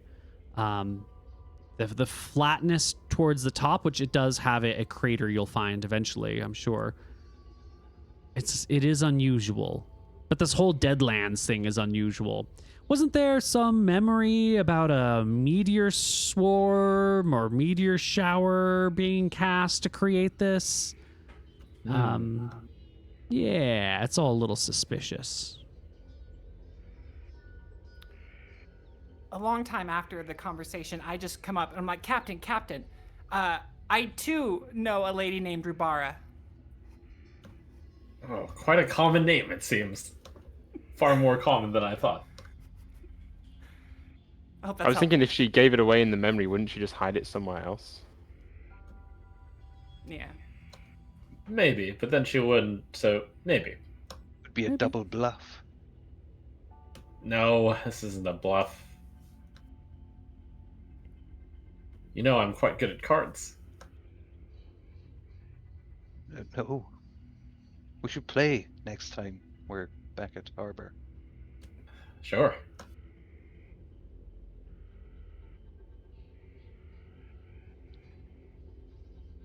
Nothing much to do other than climb this mesa volcano.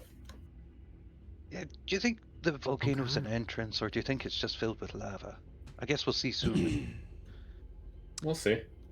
You make landfall on the other side, transform the boat back into a box, give it back to Ewan to carry. The volcano is got a pretty, nice steep sides. It doesn't look like it's particularly natural. Mountains are usually fairly rugged with different features and crests and ridges and valleys and nooks throughout it.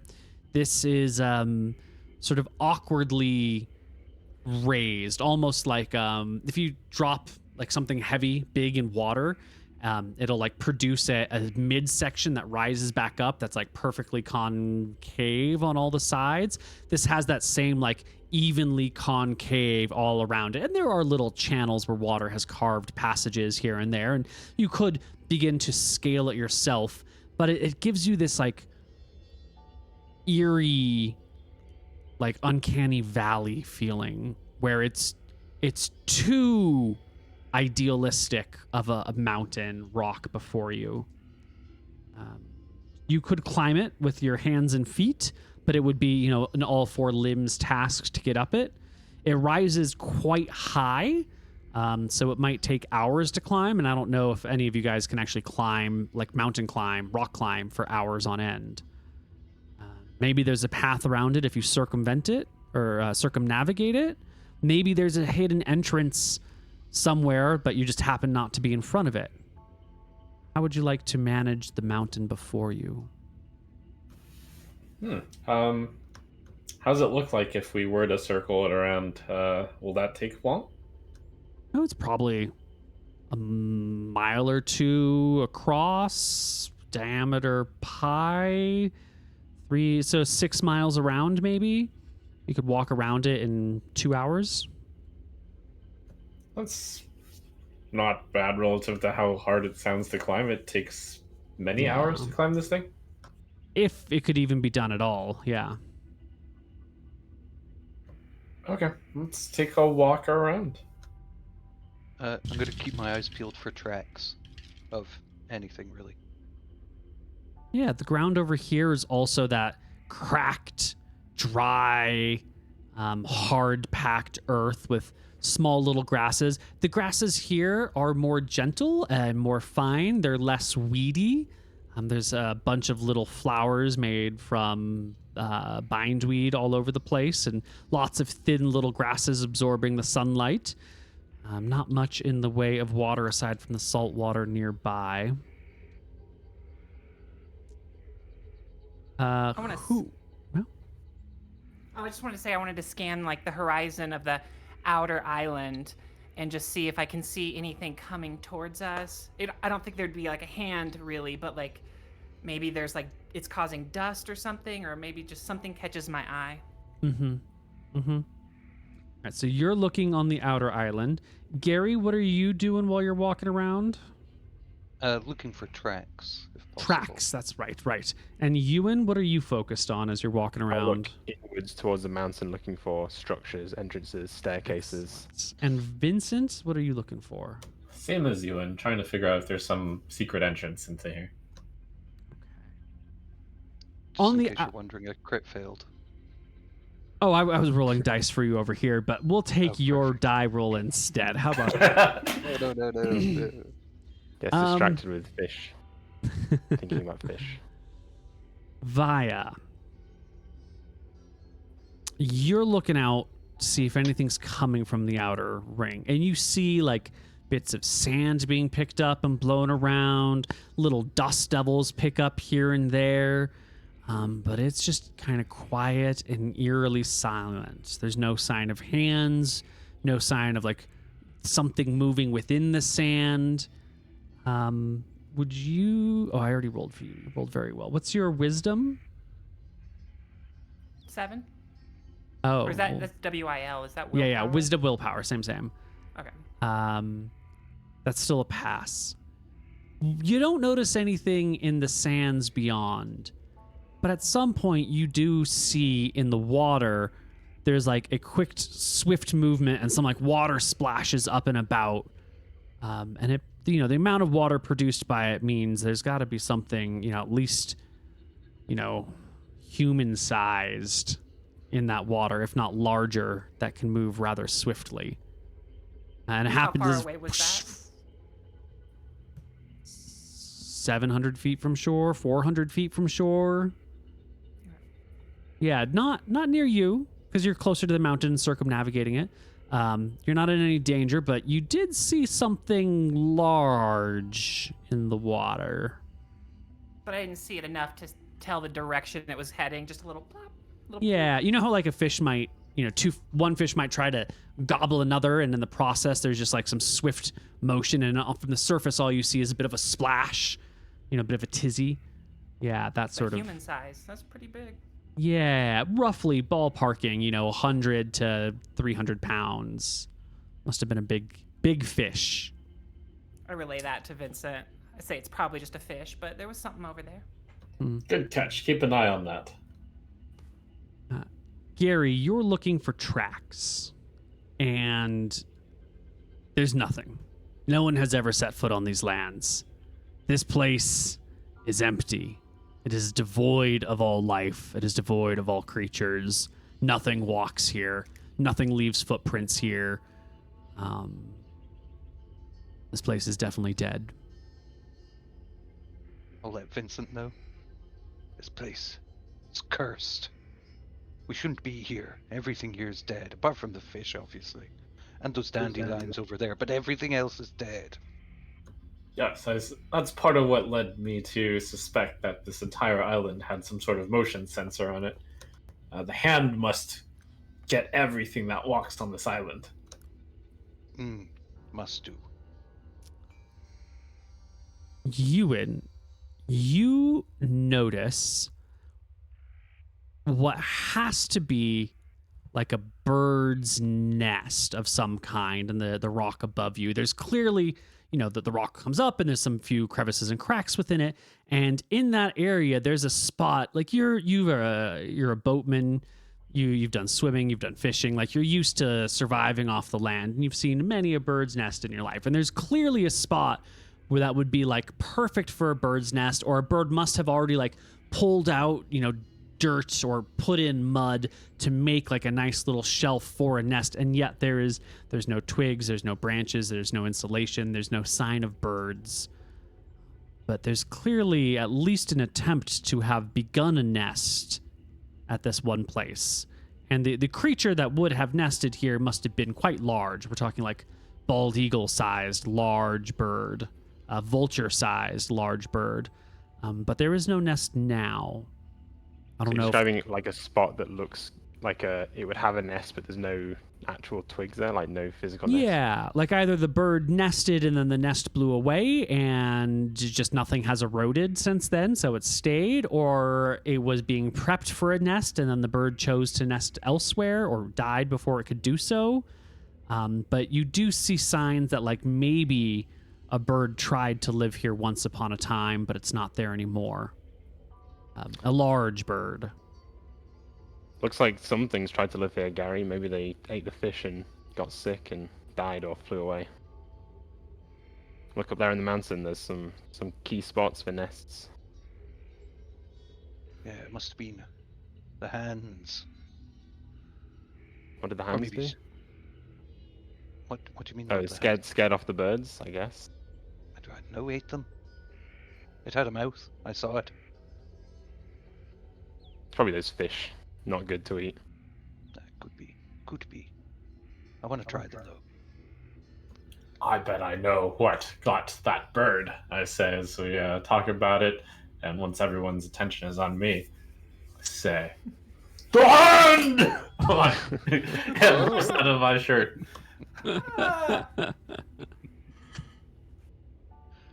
How high Too up is much that hints for spot? that, Vincent. I don't like this place.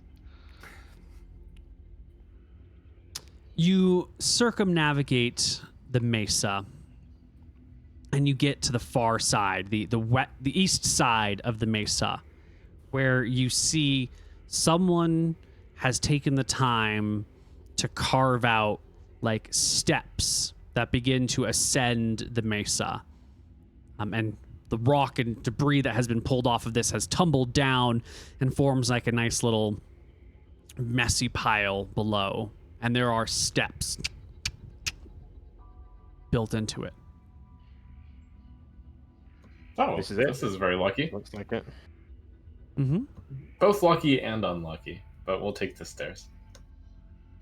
You get the stairs. You climb maybe about 100 feet until you reach the end, where there is a very rusted pickaxe with a completely like sun-bleached and rotted out handle stuck right into the earth itself, as if someone like put it there and then left it and it sat for 100 years. Okay, how far up are we? 100 feet. Not very far. How much? Oh, okay. Yeah, there's maybe 1,000 feet to go. No, not 1,000. 20 minutes. Yeah, about 1,000 feet. How tall is... Wait a minute. How tall is Half Dome?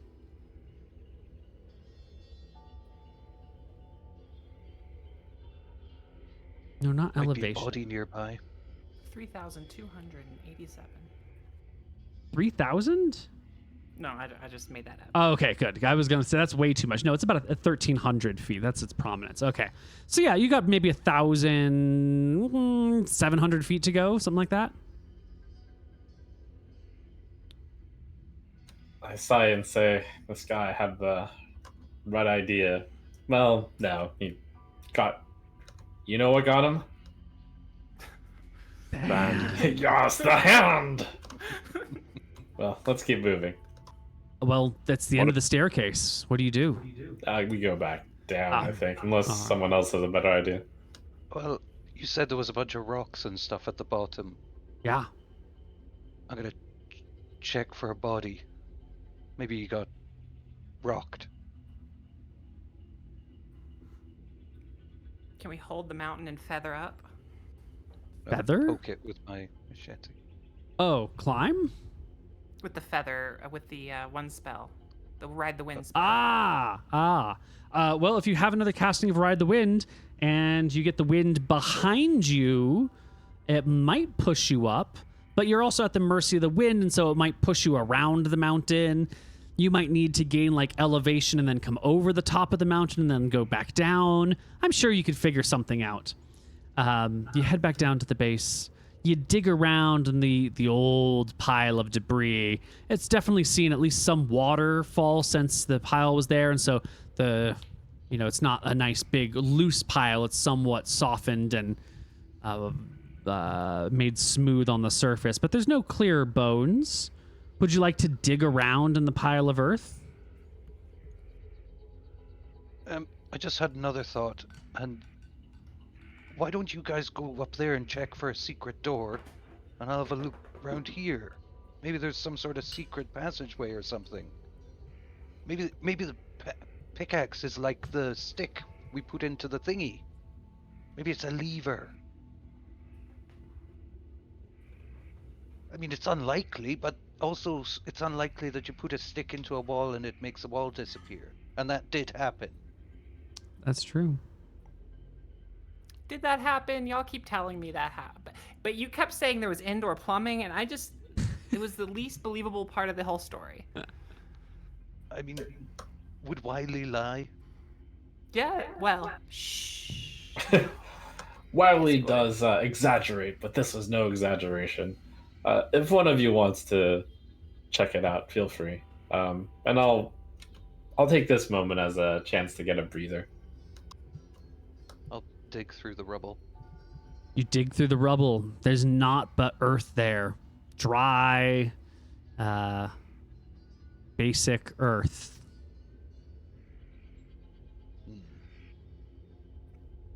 I mean, maybe if you dig all the way down, but that will take hours and hours. But your initial, as much as you can dig in a reasonable amount of time produces no results. Who would... Well, I guess someone would do this. I could see someone doing this. Do you have more of that magic, Vincent? Which one? The Ride the Wind. I do. We're on the wrong side of the volcano, though. Oh, we could walk around the other side, though. It's like a... Right. That's what I was thinking. We'd do that if we couldn't find a direct route. Well, I do... There could be a secret door up there or something. Come on, Gary, let's go Magical. look. If you're so convinced. Go ahead, Garrett. It If seems we like don't none of check, us then think there is it one. was worth checking I'll out. come with you, but we'll go together. Yeah, okay. Where are the two of you going?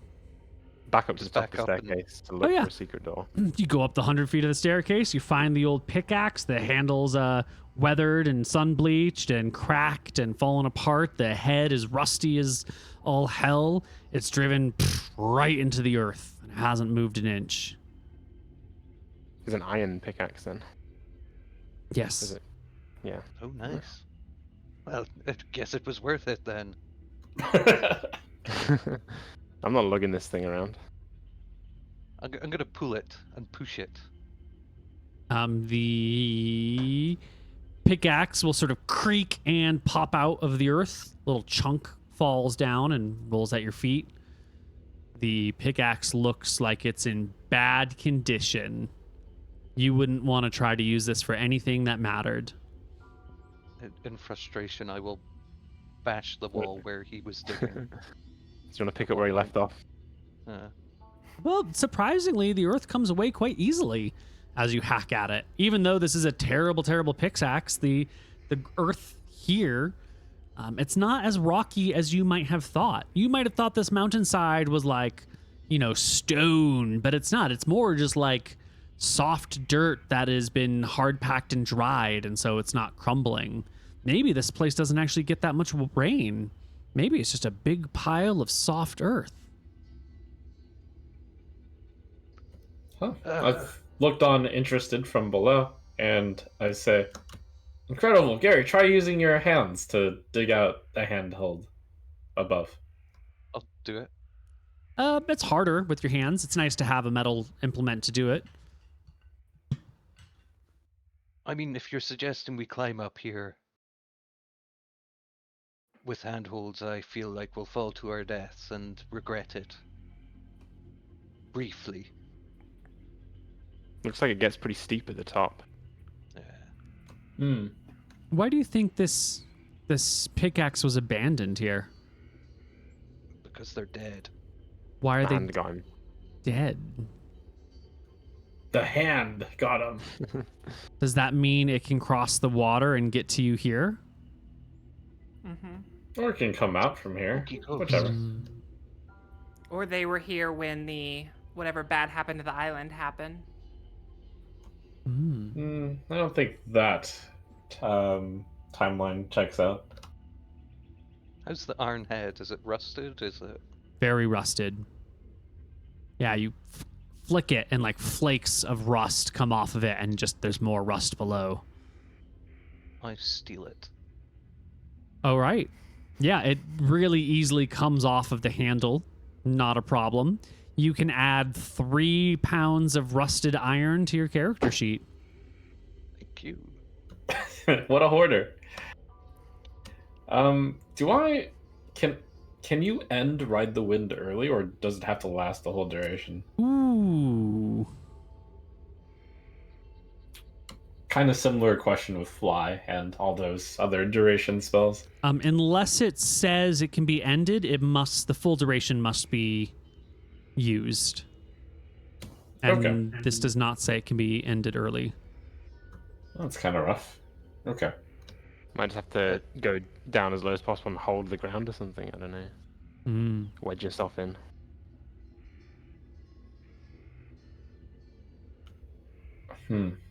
Well, aren't we as light as a feather? So we could just tie ourselves to this pickaxe head and drive it into the ground. And that would keep us from floating away or whatever. It's like Wouldn't ice it- climbing. That's a good idea. Like, as we float near the top, We just ram it in. someone jabs a spear or a halberd into the There's a volcano, and then we stay pickaxe there. head I found. Right. Sorry. Let's finish circling around to the original side of the island, volcano. Yeah. Another hour passes as you circumnavigate the mesa. You get back to where you started. Absolutely. At least you think so. You know, it all looks sort of the same, and you're not leaving a lot of prints in this dried earth, but it's probably close enough. Yeah. Yeah, we can probably see like where the dirt was disturbed from our first circle around. Yeah. Okay. I calculate with my superior wizard intellect how long it would take to ride the wind to the top. A few minutes. You'll definitely have way too much time. And also, you know, the wind, you can kind of control your up and down, but you get pushed by the wind. So if you are like right next to the mountain, and the wind will generally blow around it. So getting to go up it might be a little more challenging, if that makes sense. I hear you there. Yeah, you need to find like the right spot to get the thermals that go straight up. Or maybe you've got another clever idea. I don't want to dissuade you from your concepts. No, We should go high Why do you- first and then lower down to the top of the mountain. Would be better, I think. It's possible that the way up is indeed the way that was shown to us, where we take some sort of tool and we dig out steps. It's not pretty, but might be what it takes. How will you avoid the hand? We're gonna Yeah, have to rest. fight it. Rest on the boat as well. How many months? How long would it take to chisel away even one step? Oh, you could probably clear a step in a few minutes. Yeah. If you had the right tool for it. Not a rusty tool. Well, the handle doesn't fit in it anymore. The handle came off. Only we had a lumberjack. I guess you could still hold it in your hands and chip it away, but maybe then it would be a few minutes per step.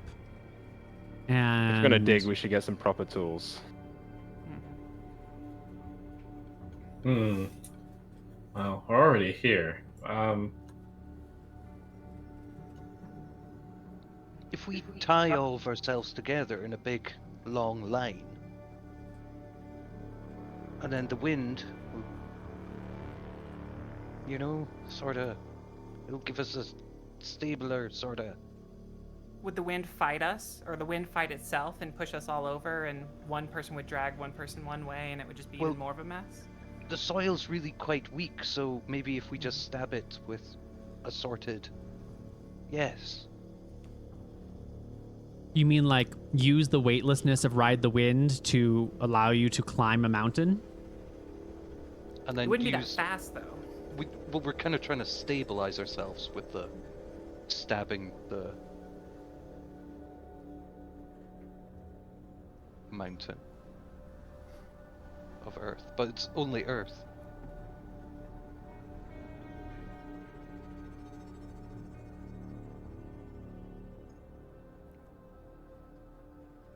Vincent, what do you think? I think that's a pretty good idea. And I'll look at the mountain face and the direction of the winds to see if that's feasible enough where we ride the wind and we stab into the mountain whenever we Well, feel like. You'd need at least one stabbing implement per person, if not two. To double hand or maybe just single hand. Do we have 4 daggers within the party? I've got a dagger on the one. boat. You've got 1 dagger. You've got a dagger on the boat. Any other daggers lying around? Knives? Short Gary's got a stabbing? crowbar. If we tie a rope, if we tie all of ourselves together, we could have 1 dagger on one end and 1 dagger on the other, and have like 2 safety guards. And we could climb up. So we always have 1 in the wall. We go up 50 feet, put the other one in. Go up 50 feet, put the other one in. And we're weightless, so it shouldn't matter if the other people are pulling you. Like, Yeah. Okay. and one person's holding on.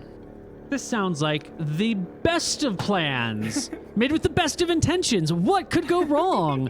Let's do it. I am all ready to roll these dice. Okay.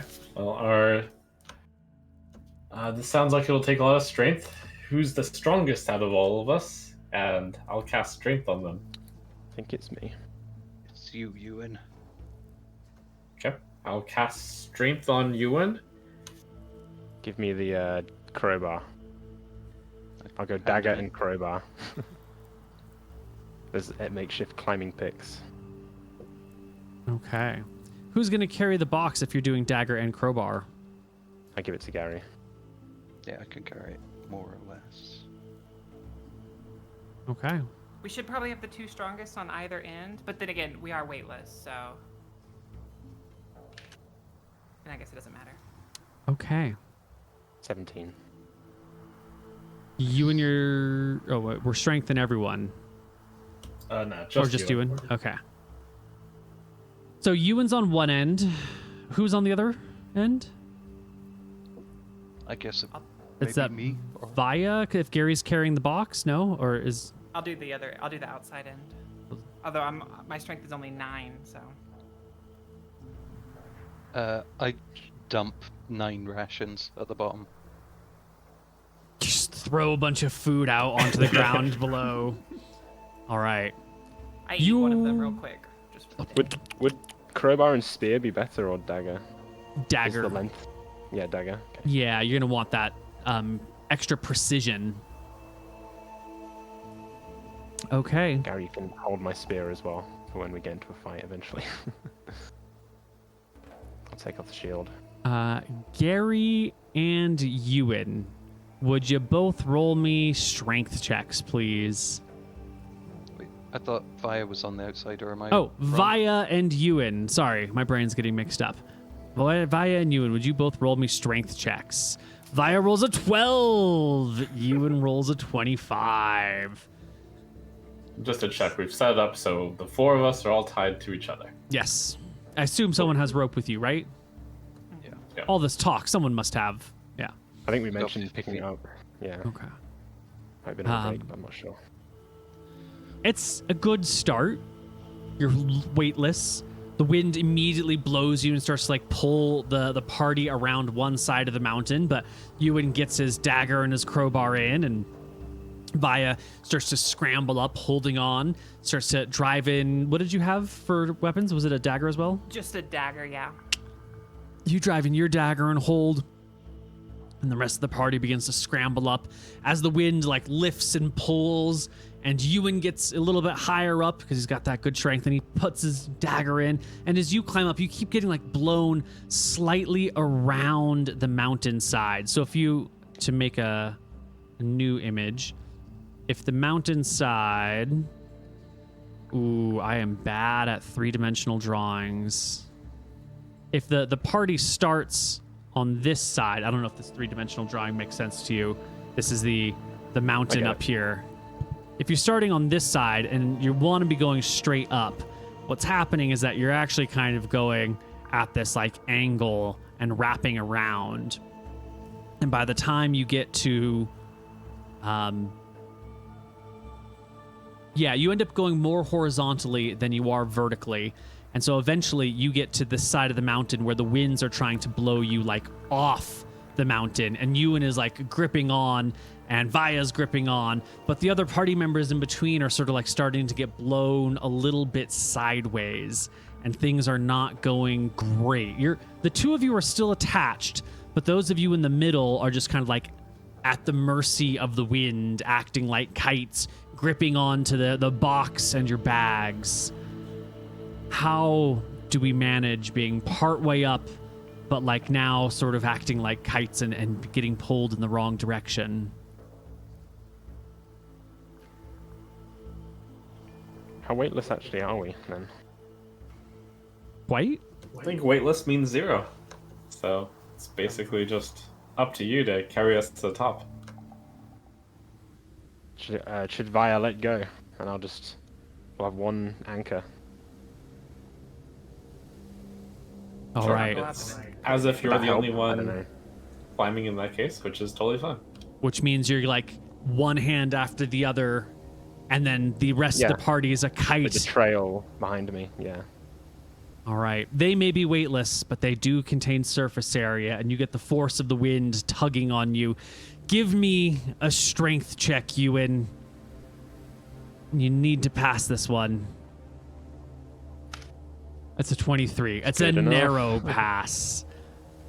You do manage to pull and dig your weapons in and climb to the top where you can like dig the dagger and the crowbar in as far as you can go and act as an anchor while they like stream out behind you. You have made it to the surface. The top of this is quite flat until you see the caldera, I think is the right word. That is the center of the volcano. There is no smoke rising from it presently. What now, Vincent? What's inside? Is it fine inside? I call out. Kind of flat with a hole. You should be able to see better than me. You're higher up.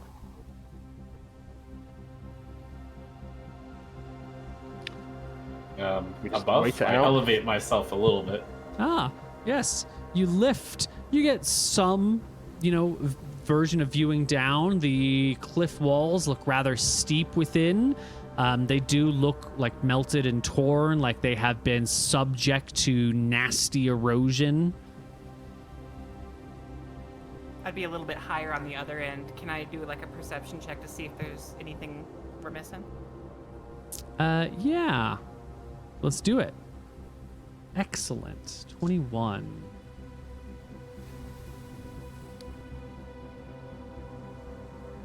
You do notice something that you're missing.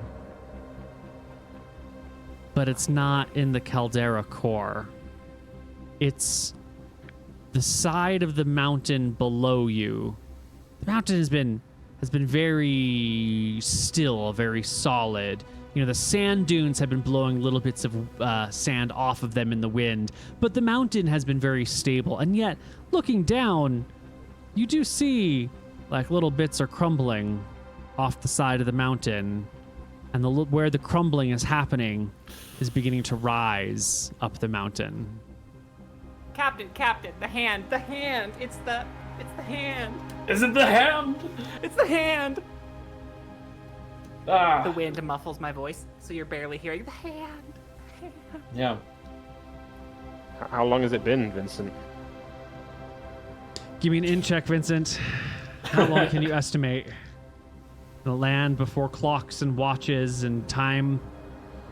The session of bear passes. It's been about 45 minutes. You should have about another 15. Yeah. Well, what we seek might be inside there.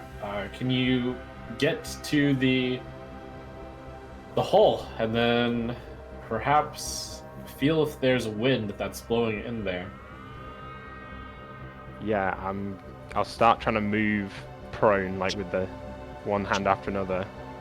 And just pull yourself by daggers and crowbars forward along the ground. Yeah.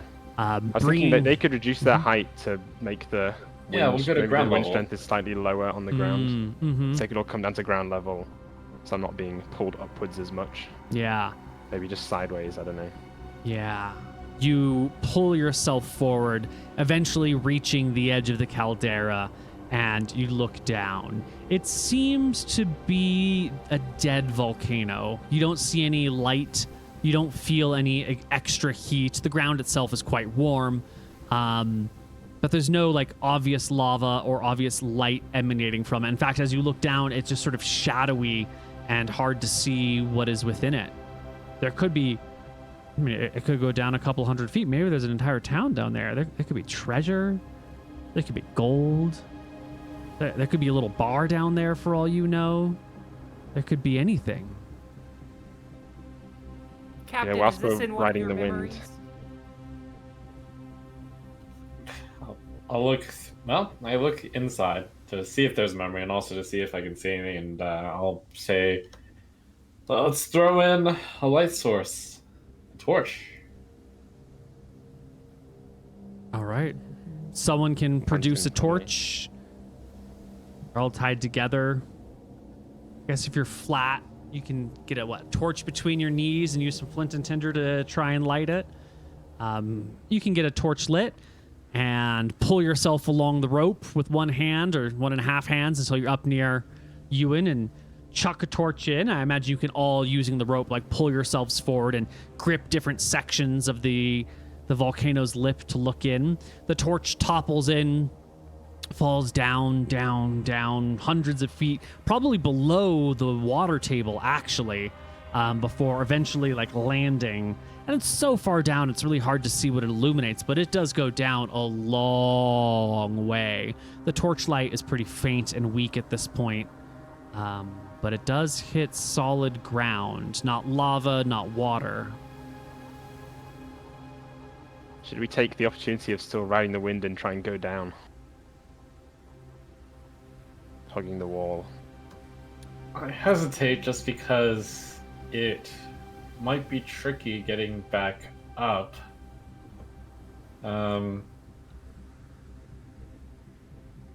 We could do it. Depends on how much we think the treasure is in there. It could How just far- be a dead How volcano. down is it? Do we have enough rope to upset down? Yeah. From the top of the volcano, I'll also just call out into nowhere in particular, but I'll face towards where I suspect a hand is. Hello out there! I call out. Shout out into the vast deserts. Hello! There's no response. Once again, we're not here to We're not here to attack or invade. Just exploring. The Ride the Wind spell fizzles. You can all stand under your own weight now without worrying about blowing away. The mesa's Could I flat. have tied my glaive to myself? Or is that on the beach? You just hold it, I think. Hold it? Okay. So maybe that's Oh. why my strength failed, is because I couldn't get the glaive in the wall. I think I gave my spear to Gary to hold. So Gary's his holding the crowbar. box and a spear and a glaive, and that's why he's just sort of... I thought I could like tie a piece of rope around the glaive, like 5-foot piece of rope on top and bottom, and then just wear it like a satchel. Or Yeah, you could probably do that. I imagine if you've got a rope around your waist, at least you could tuck it in there because it doesn't have, like, you're going to be floating. It doesn't even matter if it bumps around. Yeah, that's fine. You got your glaive. That's all good. Whilst we're on our feet, I will equip my shield and get the spear off Gary and give him back his crowbar. Thank you. You know, not many people can say they've been to the top of this volcano. So we got that to celebrate. Do. Not much It does up here. mean very few people would have gotten whatever is inside here. Captain, if I yeah. put my lair underneath a mountain or underneath a volcano, I wouldn't put the door at the door would be anywhere other than at the bottom of this volcano. Yeah, I would imagine that wizards would simply fly in, so they wouldn't Yeah. need a door. Or dragons. Dragons, yeah. Sure. I do have one casting of the fly spell prepared, so one of us could do a quick look around. Is anyone I think wearing... that's probably our only way to really proceed here. Is anyone wearing armor right now? Leather, Leather? yes. Okay. If the climate was appropriate enough, I would, but otherwise, no. Well, if you were hiking up the sand, it would be bad to wear armor. But you were flying, which is like automatically cooling, because then you're not working and there's wind blowing against you. But then the walk down the hill would have been a pain in the butt. And the walk around the mountain would have been a pain in the butt. Not too terrible. I don't know. It's legit. I think you could probably be wearing armor if you wanted. It's not like you're wading through a sweltering jungle. It's all been Going to the top of the downhill. volcano, then yes. All right. Well, as we're discussing what to do, emerging from the earth is one of the hands. And I do believe it's time for initiative. You mean the Or- remaining hand, the only one left. You know, who says there were only two? There might be There's only lots of two. hands.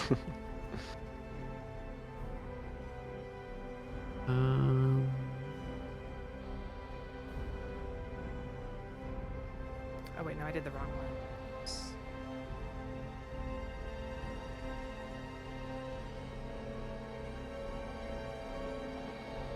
Where is...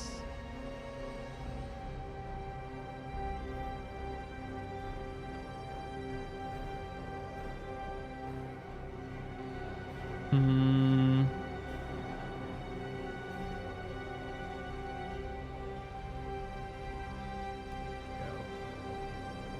Perfect.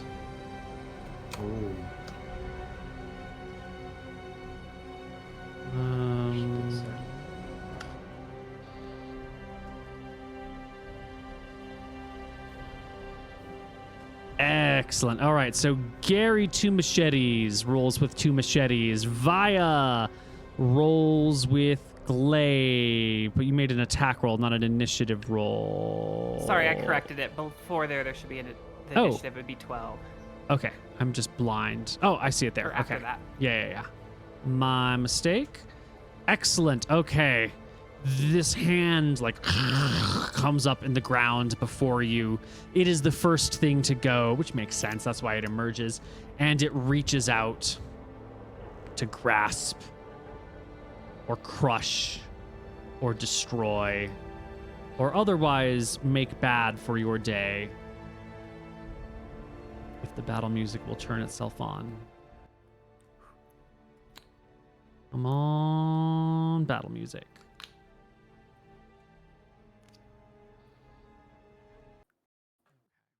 The hand makes an attack. It is a 16 against Gary Two Machetes. Gary, no. What did you do with the box, Gary? You're wielding 2 machetes, right? Did you take it back, Ewan? Go in my bag, yeah. Ewan's got it then. You've got the box, Ewan? Yeah. We said Okay. he gave him his Yeah. spear back, so. Okay, so you I don't have your assume shield exchange equipped back. then. I'm not holding it, I'm just got it in the bag or whatever, however I'd normally carry it.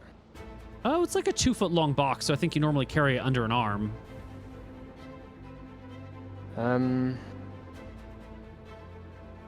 yeah, I'll take It's- shield off. yeah, it's got like a little handle on it. It's got a little carrying case. Okay, excellent. It rolls a 16 to hit Ewan, which is indeed Where's a Gary? hit.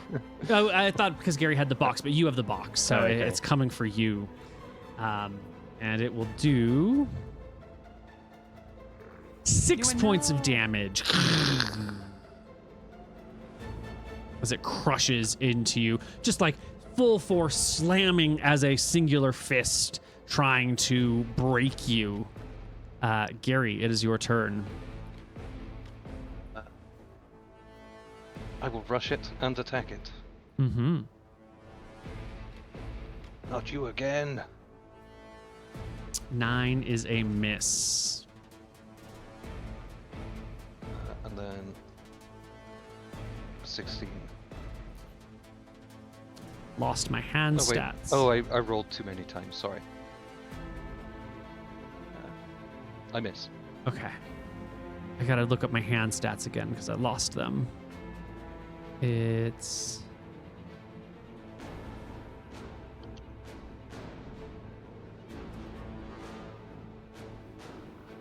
Oh, weird. It's only AC 14. That's No, I think it's AC 20, right? It's like 19. It was at least 16, 17. Yeah, hold on. AC 18 is what I remember for the hand. I also remember 18. Ah, yes. Okay, here we go. It is indeed 18.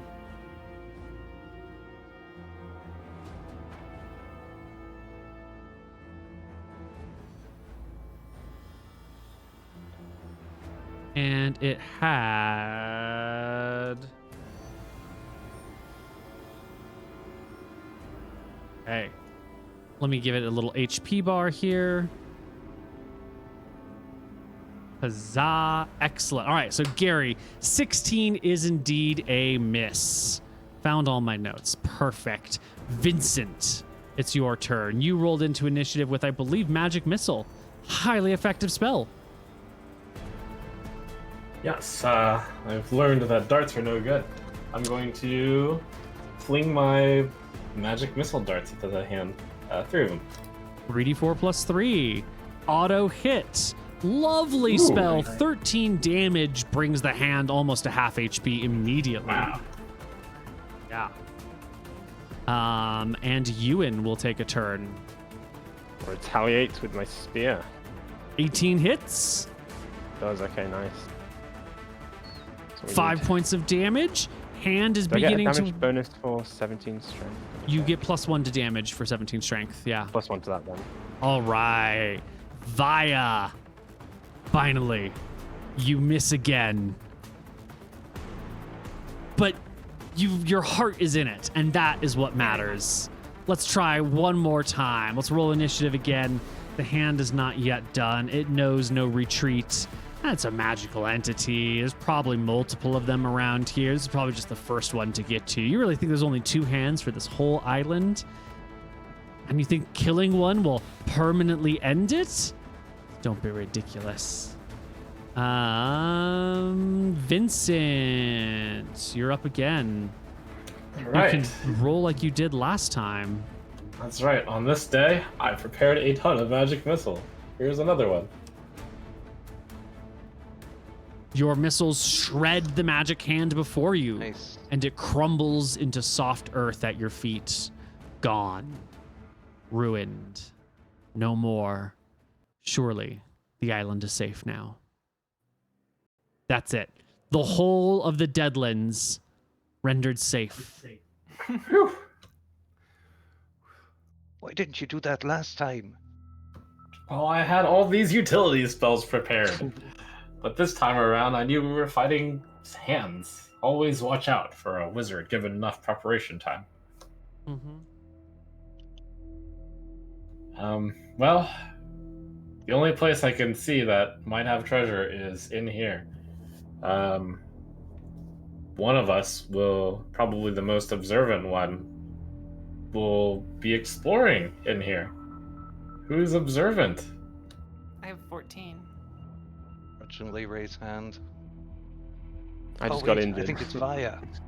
Well, Yes, it's Vaya. I'm not gonna lie. before we make our decisions, we're basically at the end of our session here. So why don't we end our session? And that way you'll have a little bit of time to think about what you might want to do. If there's a plan that you've got in mind, we can enact it when we come back in 2 weeks. October 3rd will be our next session. And then we'll explore the volcano at that point in time. So congratulations on surviving again, party. Let's dole out some experience because it was well earned today.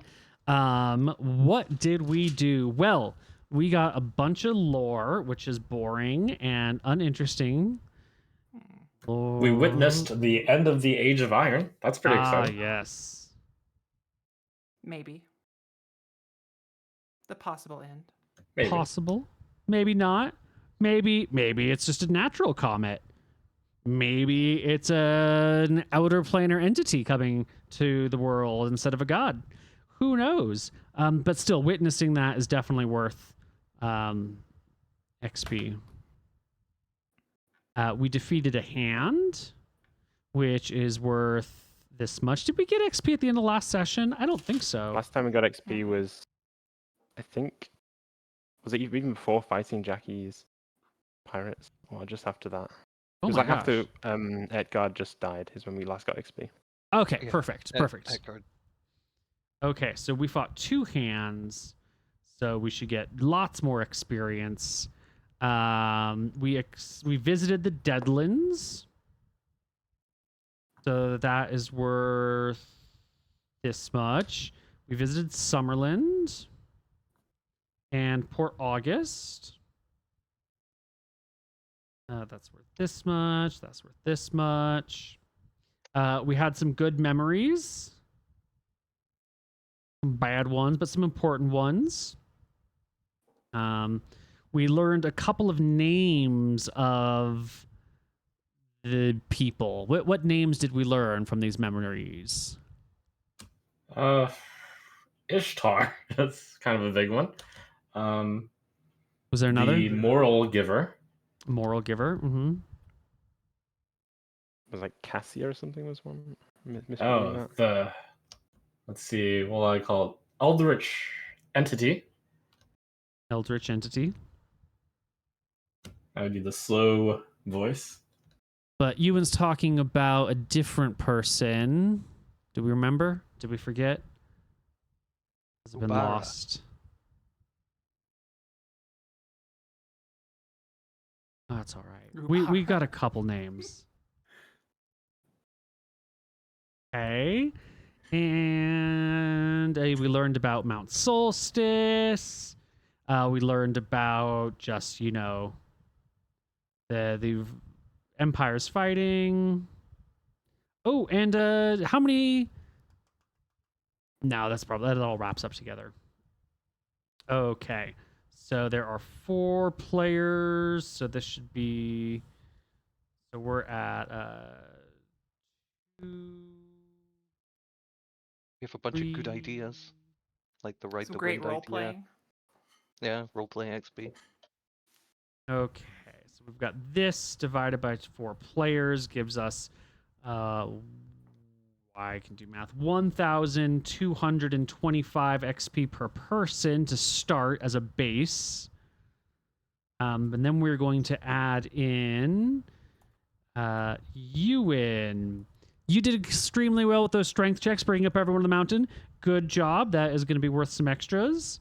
Did you do anything else, Ewan, that was worthy of note and experience?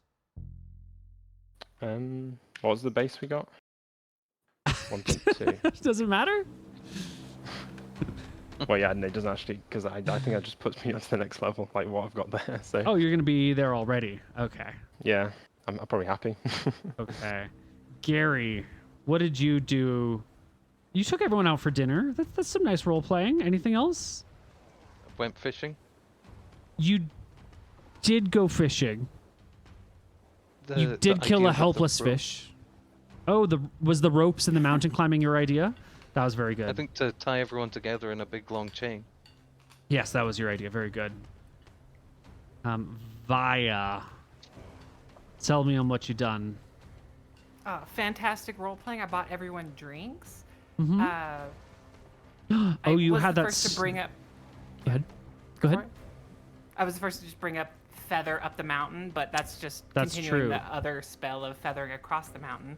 Yeah, but I will split the XP between you and Gary evenly then. And you had a nice little side conversation with Captain Wiley. Oh, Which is, I would never say Captain Wiley in front of Captain Vincent. Of course not, but privately, when you showed him your hat, there was a little... Hush, hush.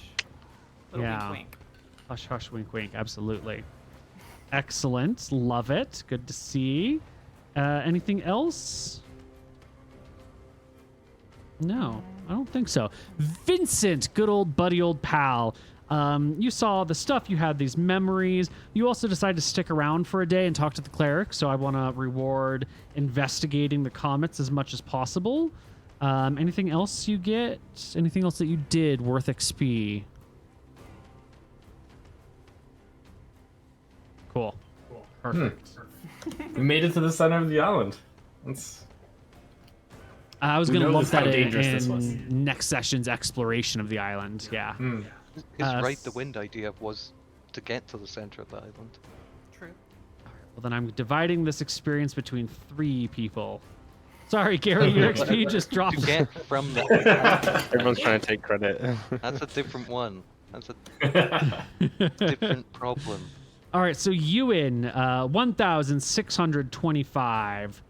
Gary, 1,425. It was going to be more, but people stole your experience. Sorry. Via, 1,525. And Vincent, 1,725. Woo! And I level up.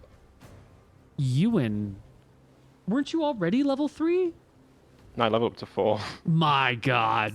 It's 8,000, right? It's double from. sorry. Yes. Yeah, I'm level 4. All right, bud. What is your con? +1. Oh, give me a D10 plus roll. 1. Let's see it. Pretty good. 8 HP. Excellent. Very good. Now I've I got don't know how to increase that since I'm. Oh, you're like invincible now. 29 hit points for you. You're beating me again, damn it. I should change your notes to say level 4 human fighter. Excellent. And Gary, you've already leveled previously. You don't. I need You're not- another like 3,000 or so. Okay. Because you started at 2 and you already moved up to 3. Yeah. And Via, you are 3, and so you probably need a lot more to get to 4. Yeah, I'm only at like 5,525. Okay. And Vincent, I think you need like a bajillion experience to level. How close are you? We're dropping the bucket in. Okay. Okay. Adjusting Ewan's HP, 29. Did you say you needed help with something I on your... was gonna just do percentage, so I was at 70% health, so I'll just go Ah. up to 70%, or is that not? That's how we do it? perfect. No, yeah, I love it. Okay, so I go up to 20 out of 29, Okay. and I took 6 damage, so it's...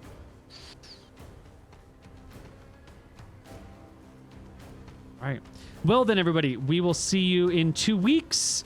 unless someone is sick or can't make it for some reason, in which case one of your characters has fallen suddenly ill at the top of the mountain, probably from some horrible mountain disease or something. I don't know, it hasn't happened yet. But one day a player will be unable to make it and will be saddled with the decision of what to do with dead weight. And I can't wait for that day to come because I know the party will cast them aside and let them die. And I'm looking forward to the brutality. And with that said, thanks everybody for playing. Thanks so much for you guys watching, and we'll be back in a couple GG. weeks. Bye. For you.